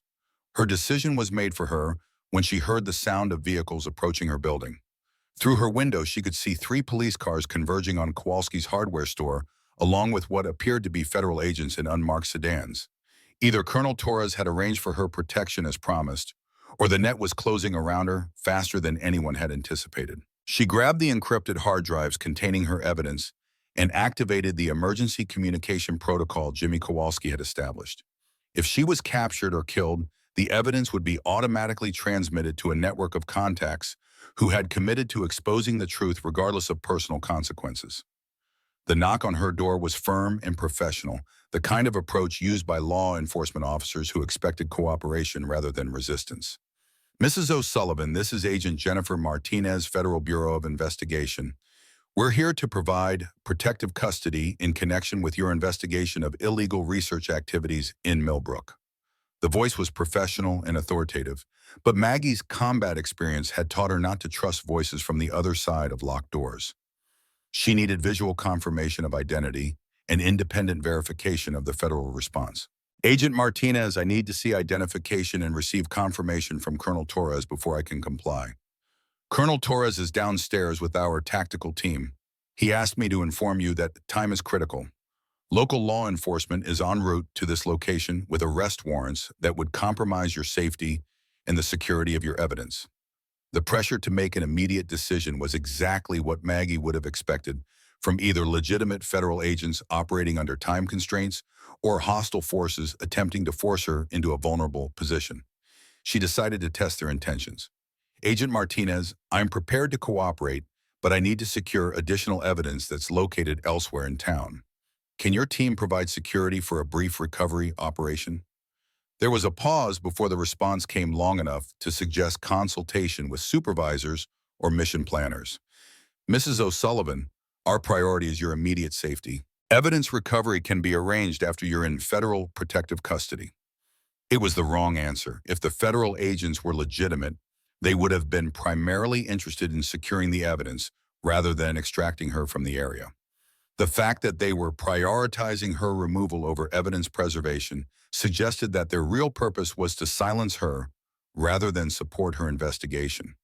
Maggie activated the final element of her emergency protocol, a dead man's switch that would trigger immediate transmission of her evidence to multiple news organizations, congressional offices, and federal agencies if she failed to deactivate it within specified time intervals.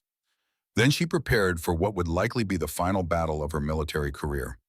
The building's layout offered several tactical advantages that civilian law enforcement wouldn't anticipate. As the proprietor of a hardware store, Jimmy Kowalski had installed security measures that included reinforced doors, bulletproof windows, and emergency exits that connected to the building's basement and the underground tunnel system that honeycombed central Millbrook. If she could reach the tunnel system, she might be able to evade capture long enough for the evidence transmission protocol to complete its distribution cycle. Even if she didn't survive, the truth about the genetic modification program would be revealed to parties who couldn't be silenced or intimidated. The sound of breaking glass from the store below indicated that the tactical team was beginning their assault. Maggie had perhaps 3 minutes to implement her escape plan before they reached her apartment and overwhelmed her defensive position. She gathered the essential elements of her evidence package and moved toward the emergency exit Jimmy had shown her during his security briefing. But as she opened the concealed door that led to the escape route, she found herself facing a figure she hadn't expected to encounter. Chad Brennan stood in the narrow stairway that led to the basement, but he wasn't the arrogant teenager she remembered from her chemistry class. He was dressed in military-style gear and carried himself with the disciplined alertness of a trained operative. His cold blue eyes held the kind of focused intensity that she had seen in special operations personnel who were prepared to use lethal force. "Hello, Mrs. O'Sullivan," he said quietly. "I think it's time we had that conversation I've been promising you." For the first time since her infiltration mission had begun, Maggie realized that she had seriously underestimated the sophistication of the forces she was fighting. Chad Brennan wasn't just a genetically enhanced teenager who was being groomed for future leadership. He was an active participant in the conspiracy, someone who had been trained to handle exactly the kind of threat she represented. The war for Millbrook was about to become much more personal and immediate than she had ever imagined. The narrow stairway that connected Jimmy Kowalski's hardware store to the underground tunnel system had become a battlefield where two generations of American warriors faced each other across an ideological divide that could not be bridged through negotiation or compromise.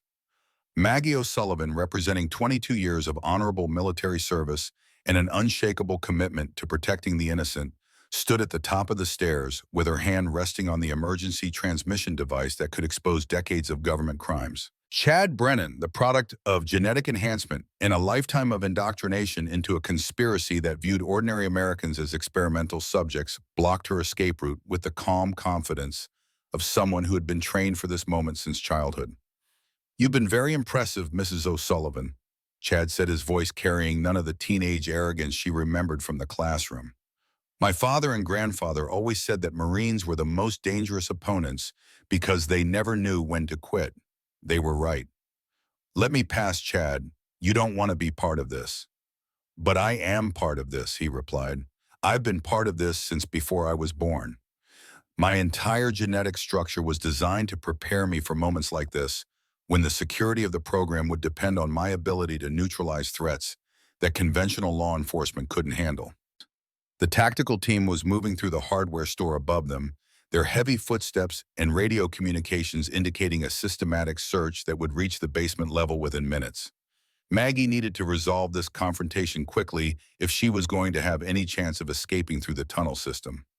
"Chad, do you understand what your family has been doing? Do you know about the people who have been killed to protect these secrets? I know that my grandfather served his country by participating in research that enhanced America's biological defense capabilities. I know that my father has continued that service by maintaining the security necessary for ongoing operations. And I know that people like you who don't understand the bigger picture have always been willing to sacrifice national security for the sake of individual comfort." It was the voice of someone who had been completely indoctrinated into a worldview that justified any atrocity in the name of national security. But Maggie could also hear something else in Chad's tone, a trace of uncertainty that suggested his conditioning might not be as complete as his handlers believed. "Chad, I've been inside the underground facility. I've seen the records of what was done to American citizens." "Children, Chad. They experimented on children." For just a moment, something flickered in the young man's eyes, a trace of doubt, perhaps even horror, that suggested the human being beneath the genetic modifications was still capable of moral recognition. "Those experiments saved lives," he said, but his voice lacked the conviction it had carried moments before. "The enhancements we developed have made America stronger, more capable of defending itself against biological threats from hostile nations." "What about the weaponization program? The plan to modify the genetic structure of entire cities without their knowledge or consent?"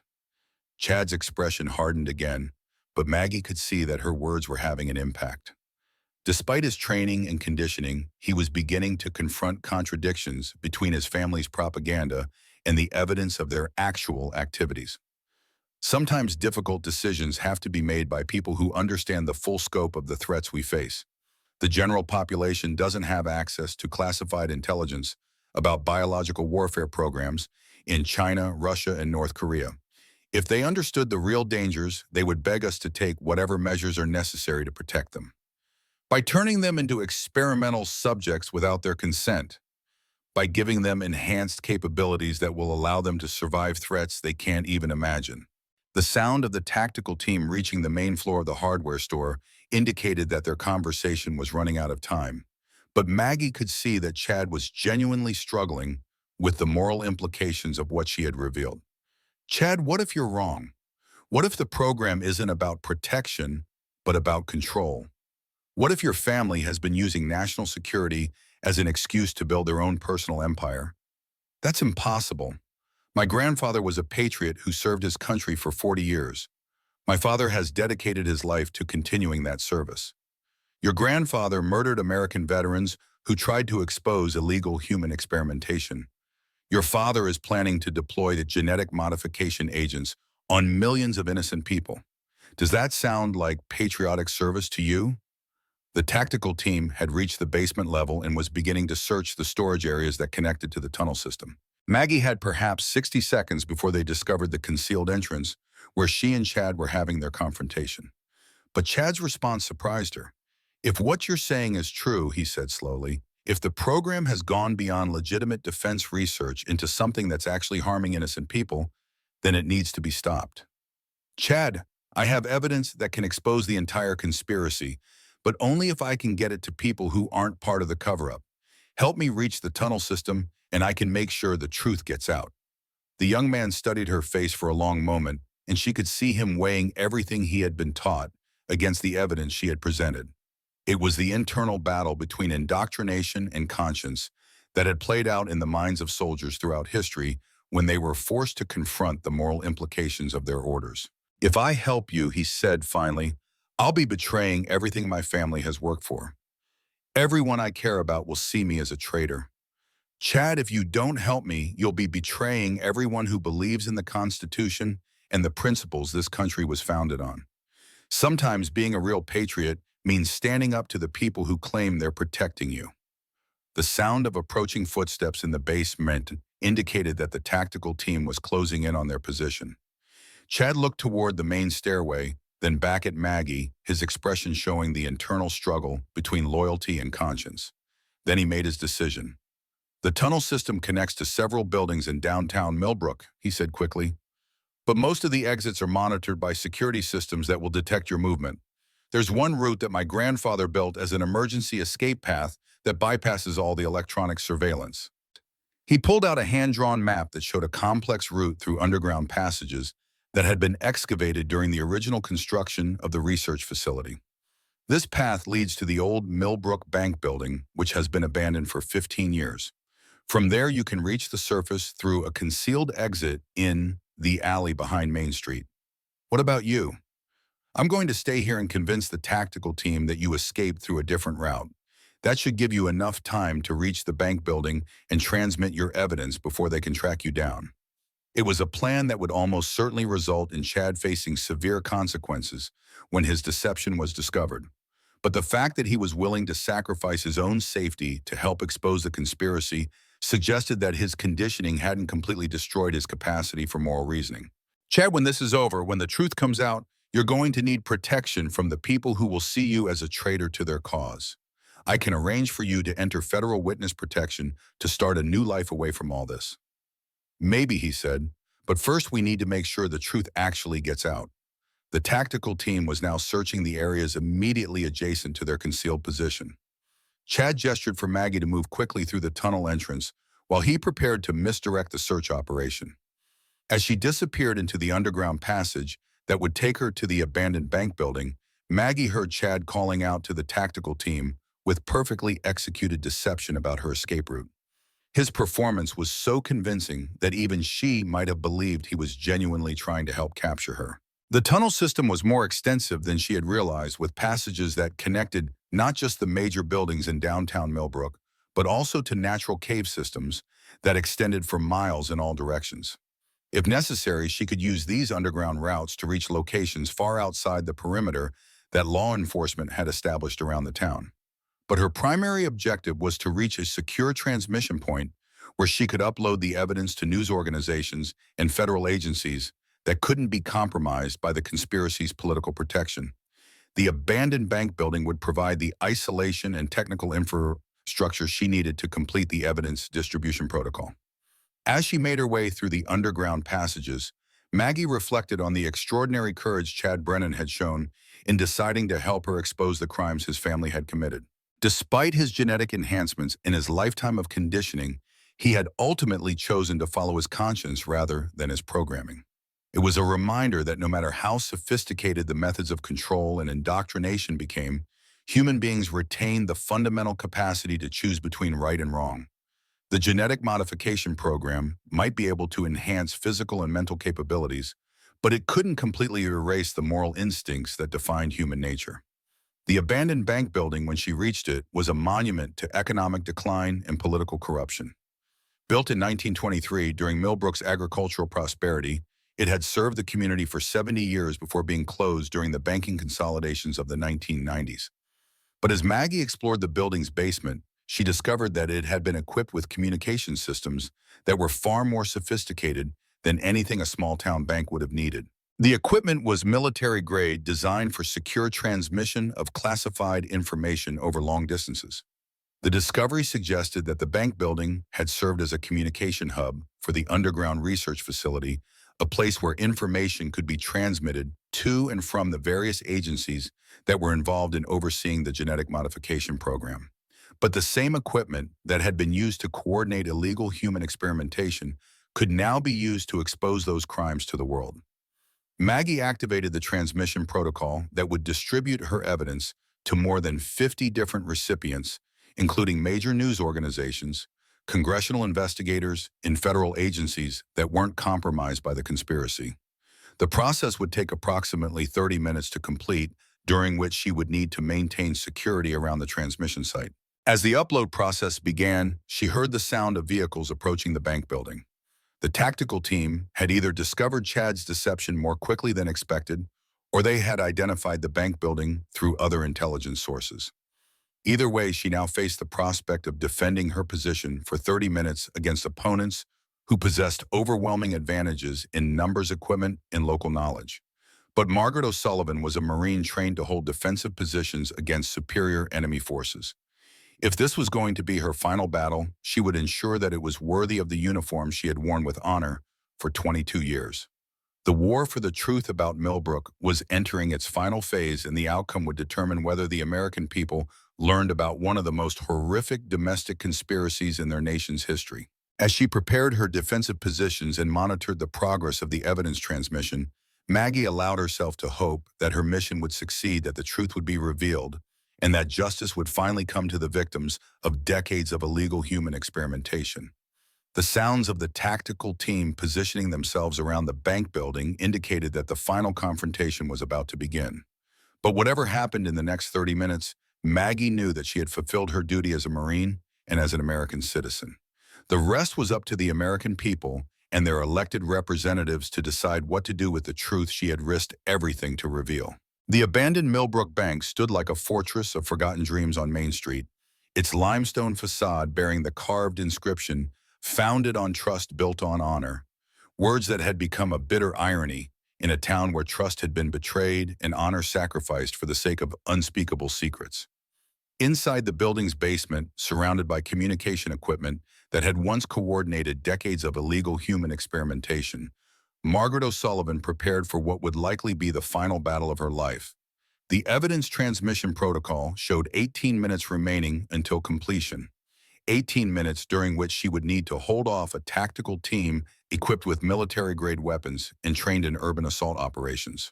The first probe came at 0147 hours, when two members of the tactical team attempted to breach the building through the main entrance. Maggie had anticipated this approach and positioned herself to observe their entry without being detected. The men were clearly professionals, moving with the coordinated precision of special operations personnel, but they were operating in an environment they didn't fully understand, relying on floor plans rather than personal familiarity with the building's layout. At 0152 hours, the tactical team attempted to infiltrate through the underground tunnel system. Maggie had anticipated this as well, using her knowledge of the tunnel layout to establish an ambush position. The engagement was brief but decisive. Two tactical operatives entered the tunnel system, but her superior knowledge of the terrain provided a critical advantage. The transmission protocol showed 11 minutes remaining when she heard helicopter rotors approaching from multiple directions. The assault team was being reinforced by air mobile units that would completely surround the building and eliminate any possibility of escape. "Control, this is Team Alpha. Target building appears secure, but we're detecting active transmission equipment in the basement level. Recommend immediate jamming of all communication frequencies." Negative, Team Alpha. Electronic warfare specialists report that interrupting the transmission could trigger automated distribution protocols. Maintain surveillance and prepare for direct action if the upload cannot be stopped through other means. The conversation confirmed what Maggie had suspected, The conspirators were more afraid of her evidence reaching the public than they were of the tactical situation she presented. They understood that once the documentation became public knowledge, no amount of political protection would prevent congressional investigations and criminal prosecutions. The transmission protocol showed 7 minutes remaining when the assault team began their final approach to the basement level. Multiple entry points were being breached simultaneously with coordinated teams moving through the main building tunnel system and ventilation shafts. Maggie positioned herself in the vault area where the transmission equipment was located using the reinforced construction to create a defensive position that would force the assault teams to approach through carefully prepared killing fields. The final assault began at 01:59 hours with a coordinated breach of all entry points. Flashbang grenades and smoke canisters filled the interior spaces with chaos and confusion, while multiple teams advanced toward the basement level. The transmission protocol showed 3 minutes remaining when Colonel Hayes himself entered the vault area under a flag of truce. "Mrs. O'Sullivan," he called out. "I'm Colonel Marcus Hayes, United States Army Special Operations Command. I'm authorized to offer you full immunity from prosecution and protection under the Federal Witness Security Program in exchange for aborting the transmission and cooperating with a classified investigation." "Colonel, how do I know you're not part of the cover-up?" "Because I've spent the last 6 months investigating reports of unauthorized human experimentation in the Midwest, and everything you've discovered confirms intelligence we've been gathering through other sources. But if this information becomes public through unofficial channels, it will compromise ongoing investigations and allow the responsible parties to destroy evidence and escape prosecution." The transmission protocol showed 90 seconds remaining. Maggie had to make a decision that would determine not just her own fate, but the fate of everyone who had been victimized by the genetic modification program. She chose to trust her instincts as a Marine rather than the promises of officials who might be well-intentioned, but powerless to deliver on their commitments. "Colonel, if your investigation is legitimate, then you'll have no problem incorporating the evidence I'm transmitting into your official proceedings. But I'm not going to abort the transmission based on promises from people I don't know and can't verify." The transmission completed at 02:02 hours with confirmation signals indicating that the evidence had been successfully delivered to more than 50 recipients across multiple jurisdictions and organizations. Whatever happened next, the truth about Millbrook's genetic modification program was now in the hands of people who couldn't be silenced or intimidated.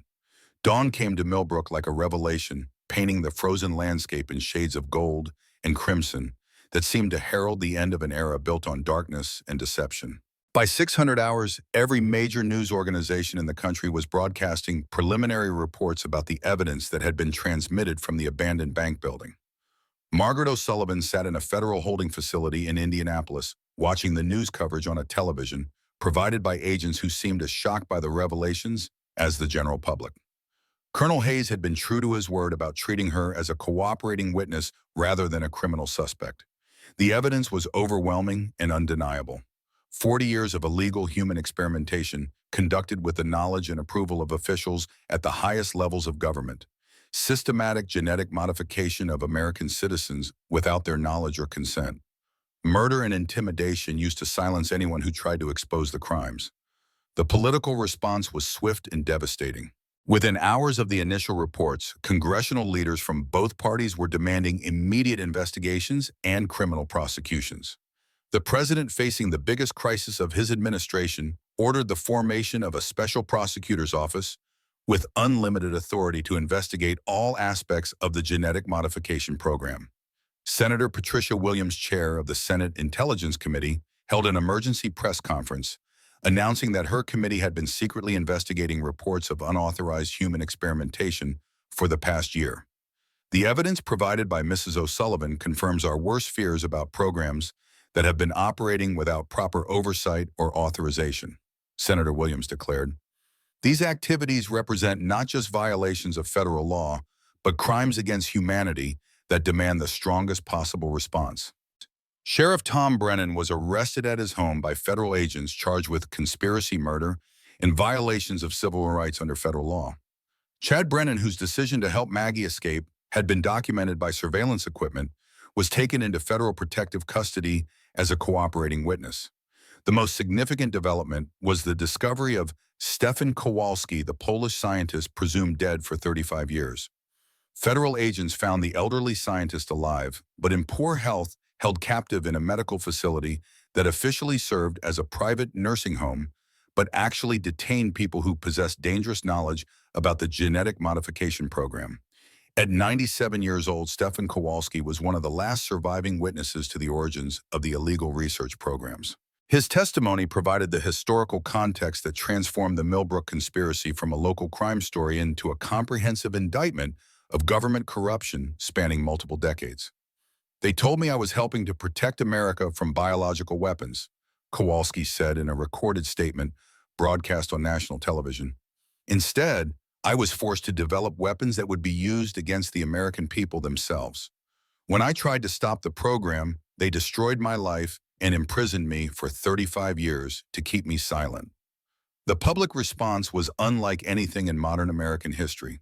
Protests erupted in cities across the country, with millions of Americans demanding accountability for what Senator Williams called the greatest betrayal of public trust since the founding of the Republic. Eleanor Hartwell, rescued from a secret detention facility outside Millbrook, became the spokesperson for a class action lawsuit seeking justice for thousands of people who had been subjected to illegal medical experimentation. For 50 years, I documented the crimes being committed against my patients and my community, Dr. Hartwell said at a press conference. I was told repeatedly that my concerns were unfounded. Now we know that every suspicion I had was correct. The legal proceedings that followed were unprecedented in their scope and complexity. A special grand jury was impaneled to investigate all aspects of the genetic modification program, with subpoena power extending to the highest levels of government and the intelligence community. The investigation revealed that the Millbrook conspiracy was just one element of a broader network of illegal research programs operating in communities across the Midwest for more than 4 decades. Millbrook had served as the central coordination hub for experiments that had affected hundreds of thousands of Americans. The most disturbing discovery was the extent to which the genetic modification program had influenced American politics and society.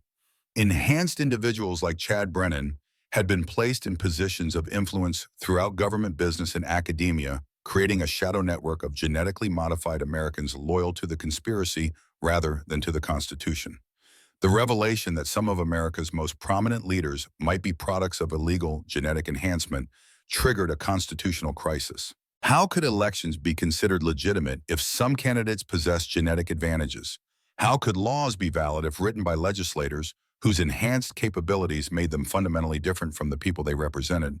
These questions led to the passage of the Genetic Verification Amendment to the Constitution, requiring all candidates for federal office to undergo genetic testing to confirm they had not been subjected to illegal enhancement procedures.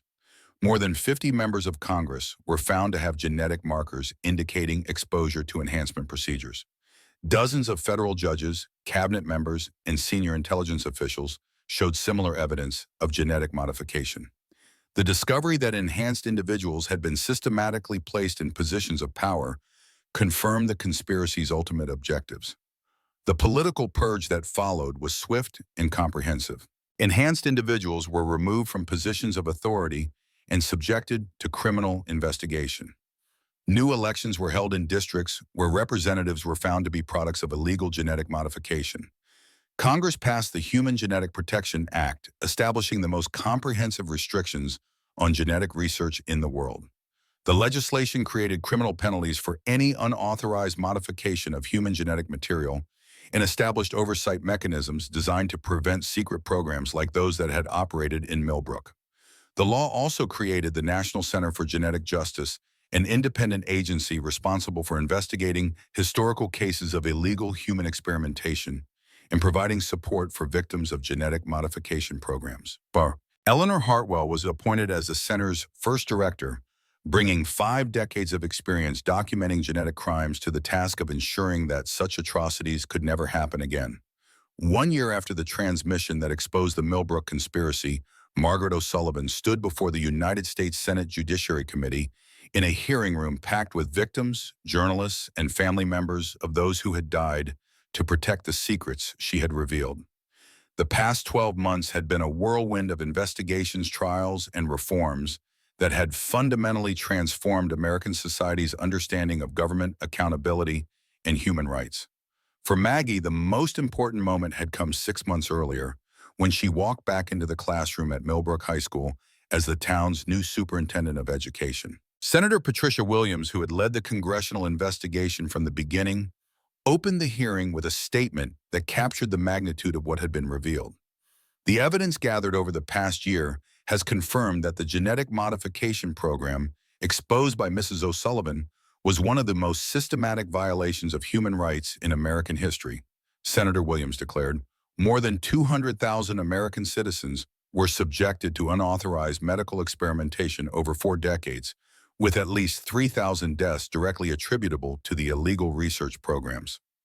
The criminal prosecutions had resulted in convictions at every level of government and society. Sheriff Tom Brennan had been sentenced to life in prison without parole for his role in murdering witnesses and coordinating cover-up activities. More than 40 federal officials, including 3 former cabinet members and 12 members of Congress, had been convicted of conspiracy and civil rights violations. The most significant legal development had been the prosecution of Dr. Marcus Webb, the lead scientist who had disappeared in 1987 and was discovered living under an assumed identity in Switzerland. Webb's extradition and trial had provided the most comprehensive account of the scientific methods used in the genetic modification program. Chad Brennan's testimony provided the most compelling account of how the genetic modification program had shaped individual lives and family relationships. Now 18 years old and enrolled in college, under a new identity provided by the Federal Witness Protection Program, Chad had spent the past year undergoing medical treatment to reverse some of the genetic modifications performed on him during childhood. I was raised to believe that my family were patriots protecting America from terrible threats, Chad testified. I was taught that the genetic enhancements I received were gifts that would allow me to serve my country more effectively. It wasn't until Mrs. O'Sullivan showed me the evidence that I understood I was the product of criminal activity that had destroyed thousands of lives. Chad's transformation from a genetically enhanced enforcer of the conspiracy into a young man committed to exposing the truth had been one of the most remarkable aspects of the entire investigation. His cooperation with federal authorities had provided crucial evidence about the methods used to recruit and control enhanced individuals. Dr. Stefan Kowalski, at 98 years old, was one of the last surviving scientists forced to participate in the original research programs. Despite his advanced age and health problems caused by 35 years of imprisonment, Kowalski had become one of the most effective advocates for victims of genetic experimentation. I came to America as a refugee from Nazi Germany, believing that I would find a country where human dignity was respected, Kowalski testified. Instead, I was forced to participate in programs that violated every moral principle I had learned. Kowalski's testimony was particularly powerful because of his unique perspective on the historical context of the genetic modification program. As a scientist who had witnessed Nazi medical experimentation during World War II, he could provide expert analysis of the similarities between German research in the 1940s and the programs operating in America for 4 decades. Dr. Eleanor Hartwell, whose documentation of medical anomalies in Millbrook had provided crucial evidence for the investigation, testified about ongoing efforts to identify and treat victims of genetic modification programs throughout the United States.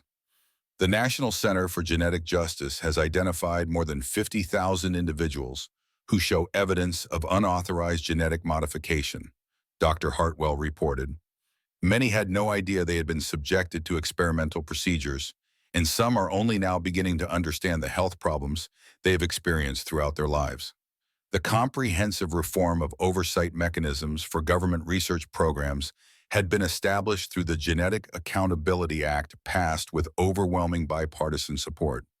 The legislation established independent monitoring systems for all federal research involving human subjects and created criminal penalties for officials who authorize unauthorized experimentation. The legislation also created the Office of Research Ethics, an independent agency with authority to investigate suspected violations of research protocols and to shut down programs that pose risks to human health or civil liberties. As Maggie concluded her testimony before the Senate committee, she reflected on the journey that had brought her from a chemistry classroom in rural Indiana to the halls of Congress in Washington, D.C.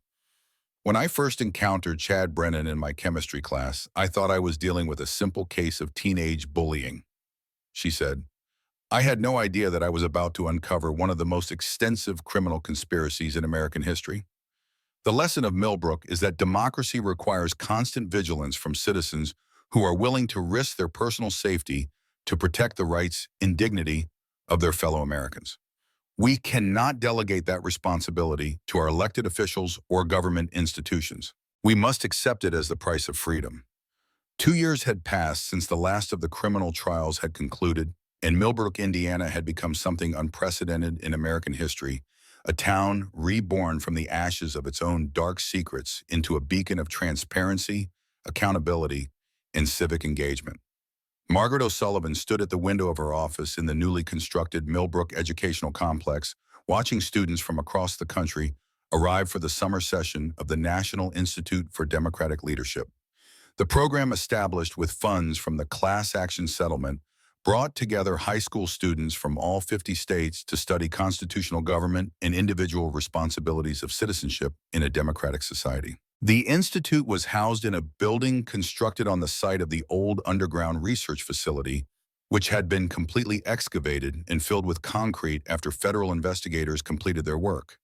The symbolism was intentional. Where secrets had once been buried, knowledge would now be shared openly with the next generation of American leaders.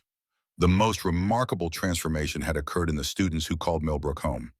The revelation that many families had been victims of illegal genetic experimentation had created a generation of young people who understood viscerally the importance of questioning authority and protecting individual rights.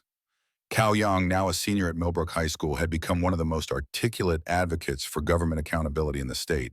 His testimony before the Indiana State Legislature about the need for enhanced oversight of government research programs had been instrumental in passing some of the strongest research ethics laws in the nation.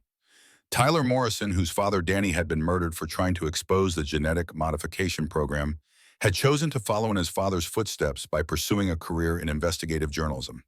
At 18, he had already published articles in national magazines about government secrecy and the importance of whistleblower protection.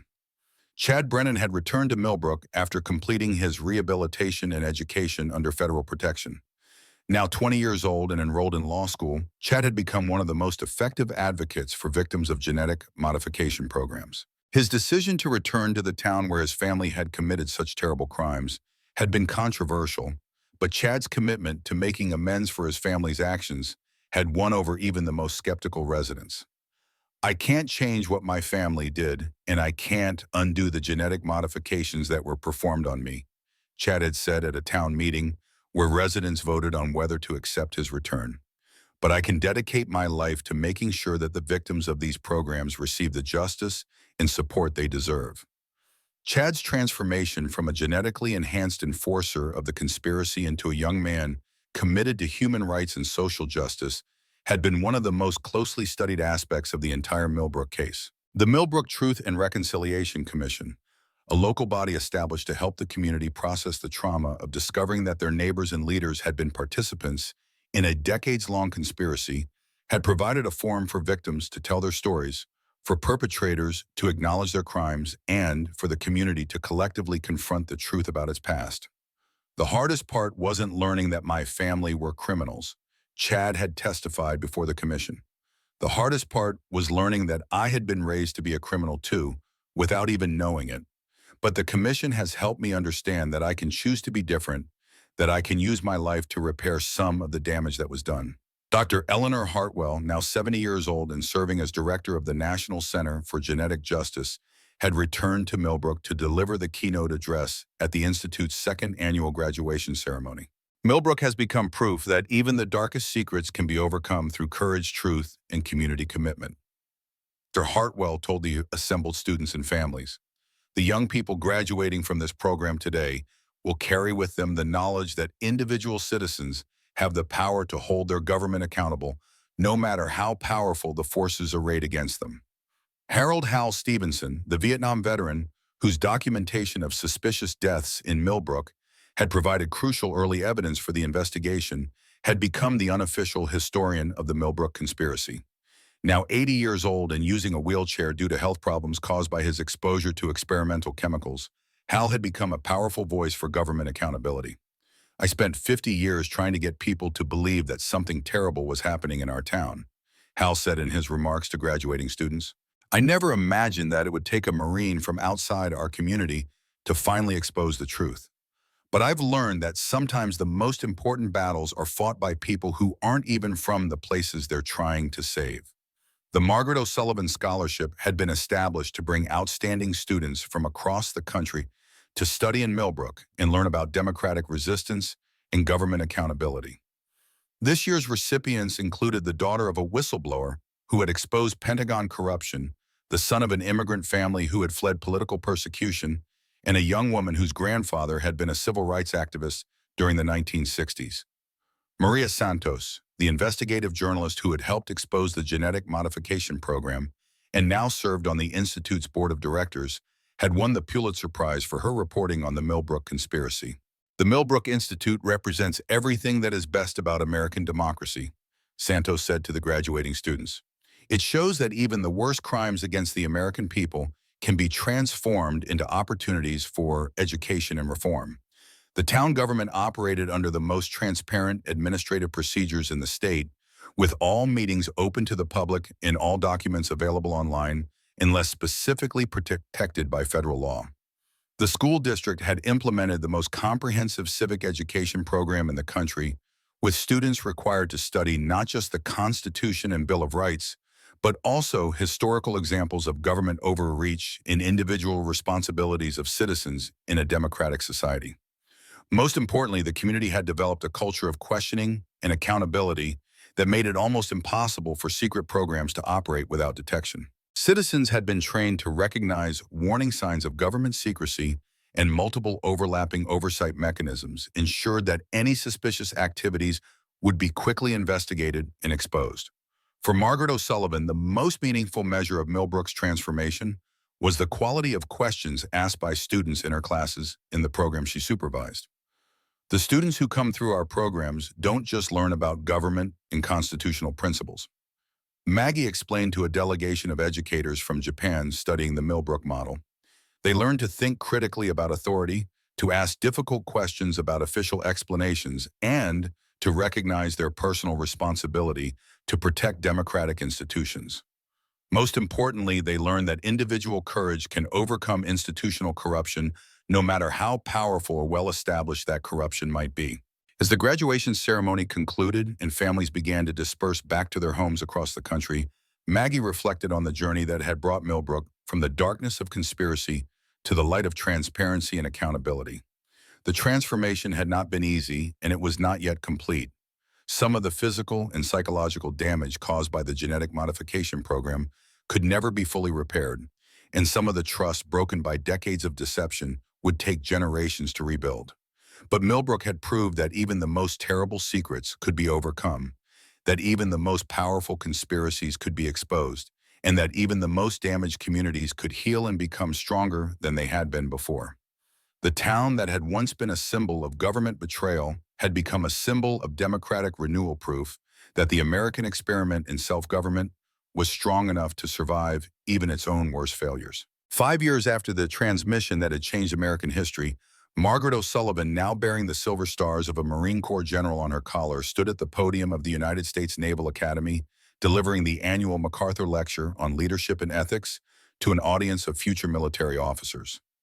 The promotion to general had come as a result of a special act of Congress recognizing not just her military service, but her extraordinary contribution to exposing one of the most extensive criminal conspiracies in American history. Ladies and gentlemen, she began, addressing the sea of young faces that represented the future of American military leadership. When I took my oath as a second lieutenant in the Marine Corps 30 years ago, I thought I understood what it meant to defend the Constitution against all enemies, foreign and domestic.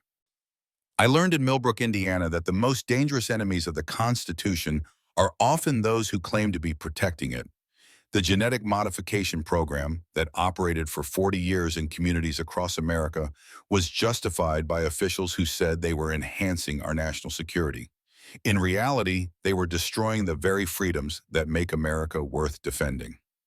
The lecture hall was silent as Maggie described the investigation that had begun in a high school chemistry classroom and ended with the exposure of crimes against humanity committed by the United States government against its own citizens. The officers and officials who authorized these programs believed that their patriotic objectives justified any means. They convinced themselves that violating the rights of American citizens was acceptable if it served what they defined as the greater good. But the Constitution does not give us the authority to choose which rights to protect and which citizens to sacrifice. The Bill of Rights is not a menu from which we can select only the protections that are convenient for our operations. The audience of midshipmen listened with the intensity that military training instilled in young people, preparing to take oaths that would bind them for life to the defense of principles they were still learning to understand. The lesson of Millbrook is that following orders is not sufficient to fulfill your obligations as military officers. You have a higher duty to the Constitution that supersedes any orders you might receive from superiors who have forgotten their own oaths. Captain Chad Brennan, now 25 years old and serving as a Marine Corps intelligence officer, was one of the most vocal advocates for the military reforms that had followed the Millbrook revelations. His decision to join the military after completing law school had surprised many people who expected him to pursue a civilian career in human rights law. "I was genetically modified to serve a conspiracy that betrayed everything the uniform represents," Chad had said at his commissioning ceremony. "Now I want to serve the Constitution and the American people in the way my family should have served them from the beginning." Chad's presence in the military had been initially controversial, but his performance during training and his commitment to transparency and accountability had won over even the most skeptical colleagues. His unique background as both a victim and a product of the genetic modification program had made him an invaluable resource for counterintelligence operations. Chad Brennan represents the possibility of redemption even for those who were created to serve corrupt purposes, Maggie told the midshipman. His choice to use his abilities in service of the Constitution rather than in service of the conspiracy that created him proves that human conscience is more powerful than genetic programming. The ongoing medical monitoring of genetic modification victims had revealed that the effects of the experimental procedures were more complex and far-reaching than originally understood. Some victims had developed enhanced capabilities that provided advantages in certain types of work, while others had suffered from health problems that only became apparent years after their exposure. Bauder Eleanor Hartwell, now 75 years old and serving as senior advisor to the National Center for Genetic Justice, had become the leading expert on the medical and social implications of inherited genetic modifications. "We are essentially dealing with a new category of American citizen," Dr. Hartwell had testified before Congress. "These individuals are Americans with the same rights and responsibilities as any other citizens, but they may possess capabilities that are fundamentally different from those of unmodified humans." The concern about genetic discrimination had led to the passage of the Genetic Equality Act, which prohibited discrimination based on genetic modifications and established protections for both victims of genetic experimentation and their descendants. The 28th Amendment to the Constitution, ratified by 3/4 of the states in record time, required all candidates for federal office to disclose any genetic modifications they had received and to undergo independent medical evaluation to confirm the accuracy of their disclosures. The implementation of the amendment had been surprisingly smooth, with most enhanced individuals choosing to be open about their status, rather than risk the political and legal consequences of concealment.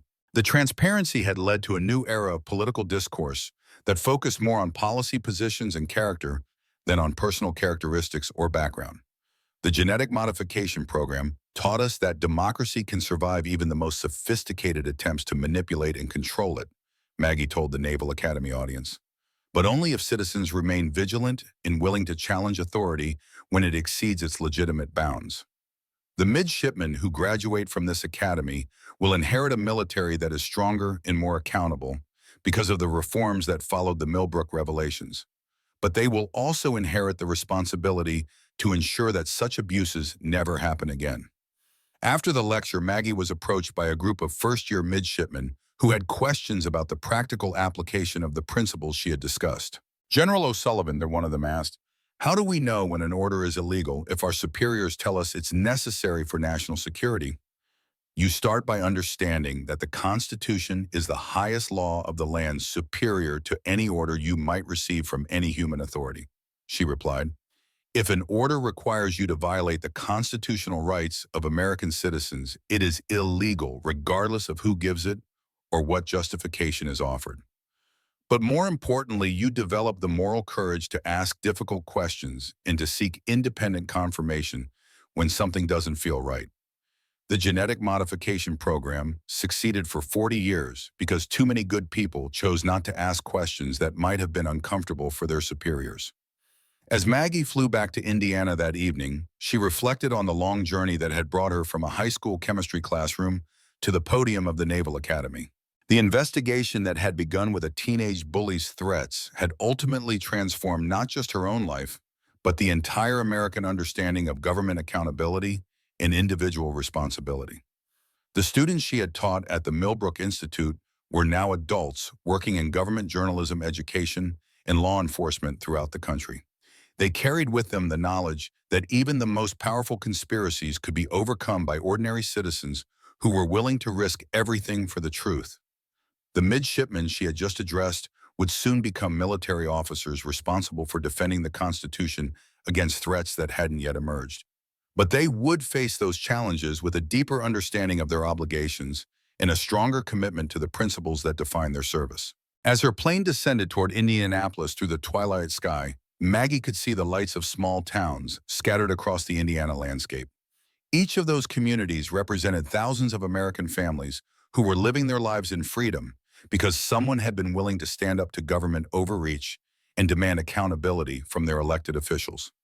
Margaret O'Sullivan had fulfilled her oath as a Marine, serving with honor and integrity in defense of the Constitution she had sworn to protect. But more importantly, she had helped to ensure that future generations of Americans would inherit a republic that was stronger, more just, and more accountable than the one she had found when she first walked into that chemistry classroom in Millbrook. The work of democracy was never finished, but it was in good hands. The students she had taught, the officers she had influenced, and the citizens who had been inspired by the Millbrook story would carry forward the eternal struggle between power and accountability, between secrecy and transparency, between the abuse of authority and the courage of ordinary people to demand justice. In the end, that was the most important lesson of Millbrook, that democracy was not a system of government, but a way of life requiring the active participation of citizens who understood that freedom was not free, but earned anew by each generation through their willingness to defend it against all enemies, foreign and domestic. In the end, Margaret O'Sullivan did what Marines are trained to do. She held the line. What began as a simple chemistry lesson in small-town Indiana became a revelation that shook the foundations of American democracy. The cost was everything she thought she knew about the country she'd served for 22 years. The gain was something far more precious, the truth. Millbrook lost its innocence but found its soul. Families discovered they were victims but learned they were also survivors.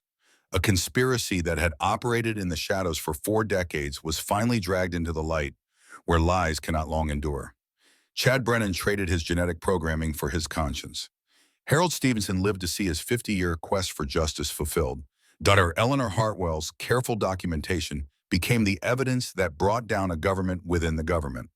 But perhaps the greatest victory was this: a generation of students who now understand that democracy is not a spectator sport, that freedom requires vigilance, that sometimes the most important battles are fought not on foreign battlefields, but in the quiet classrooms and small towns where American character is forged.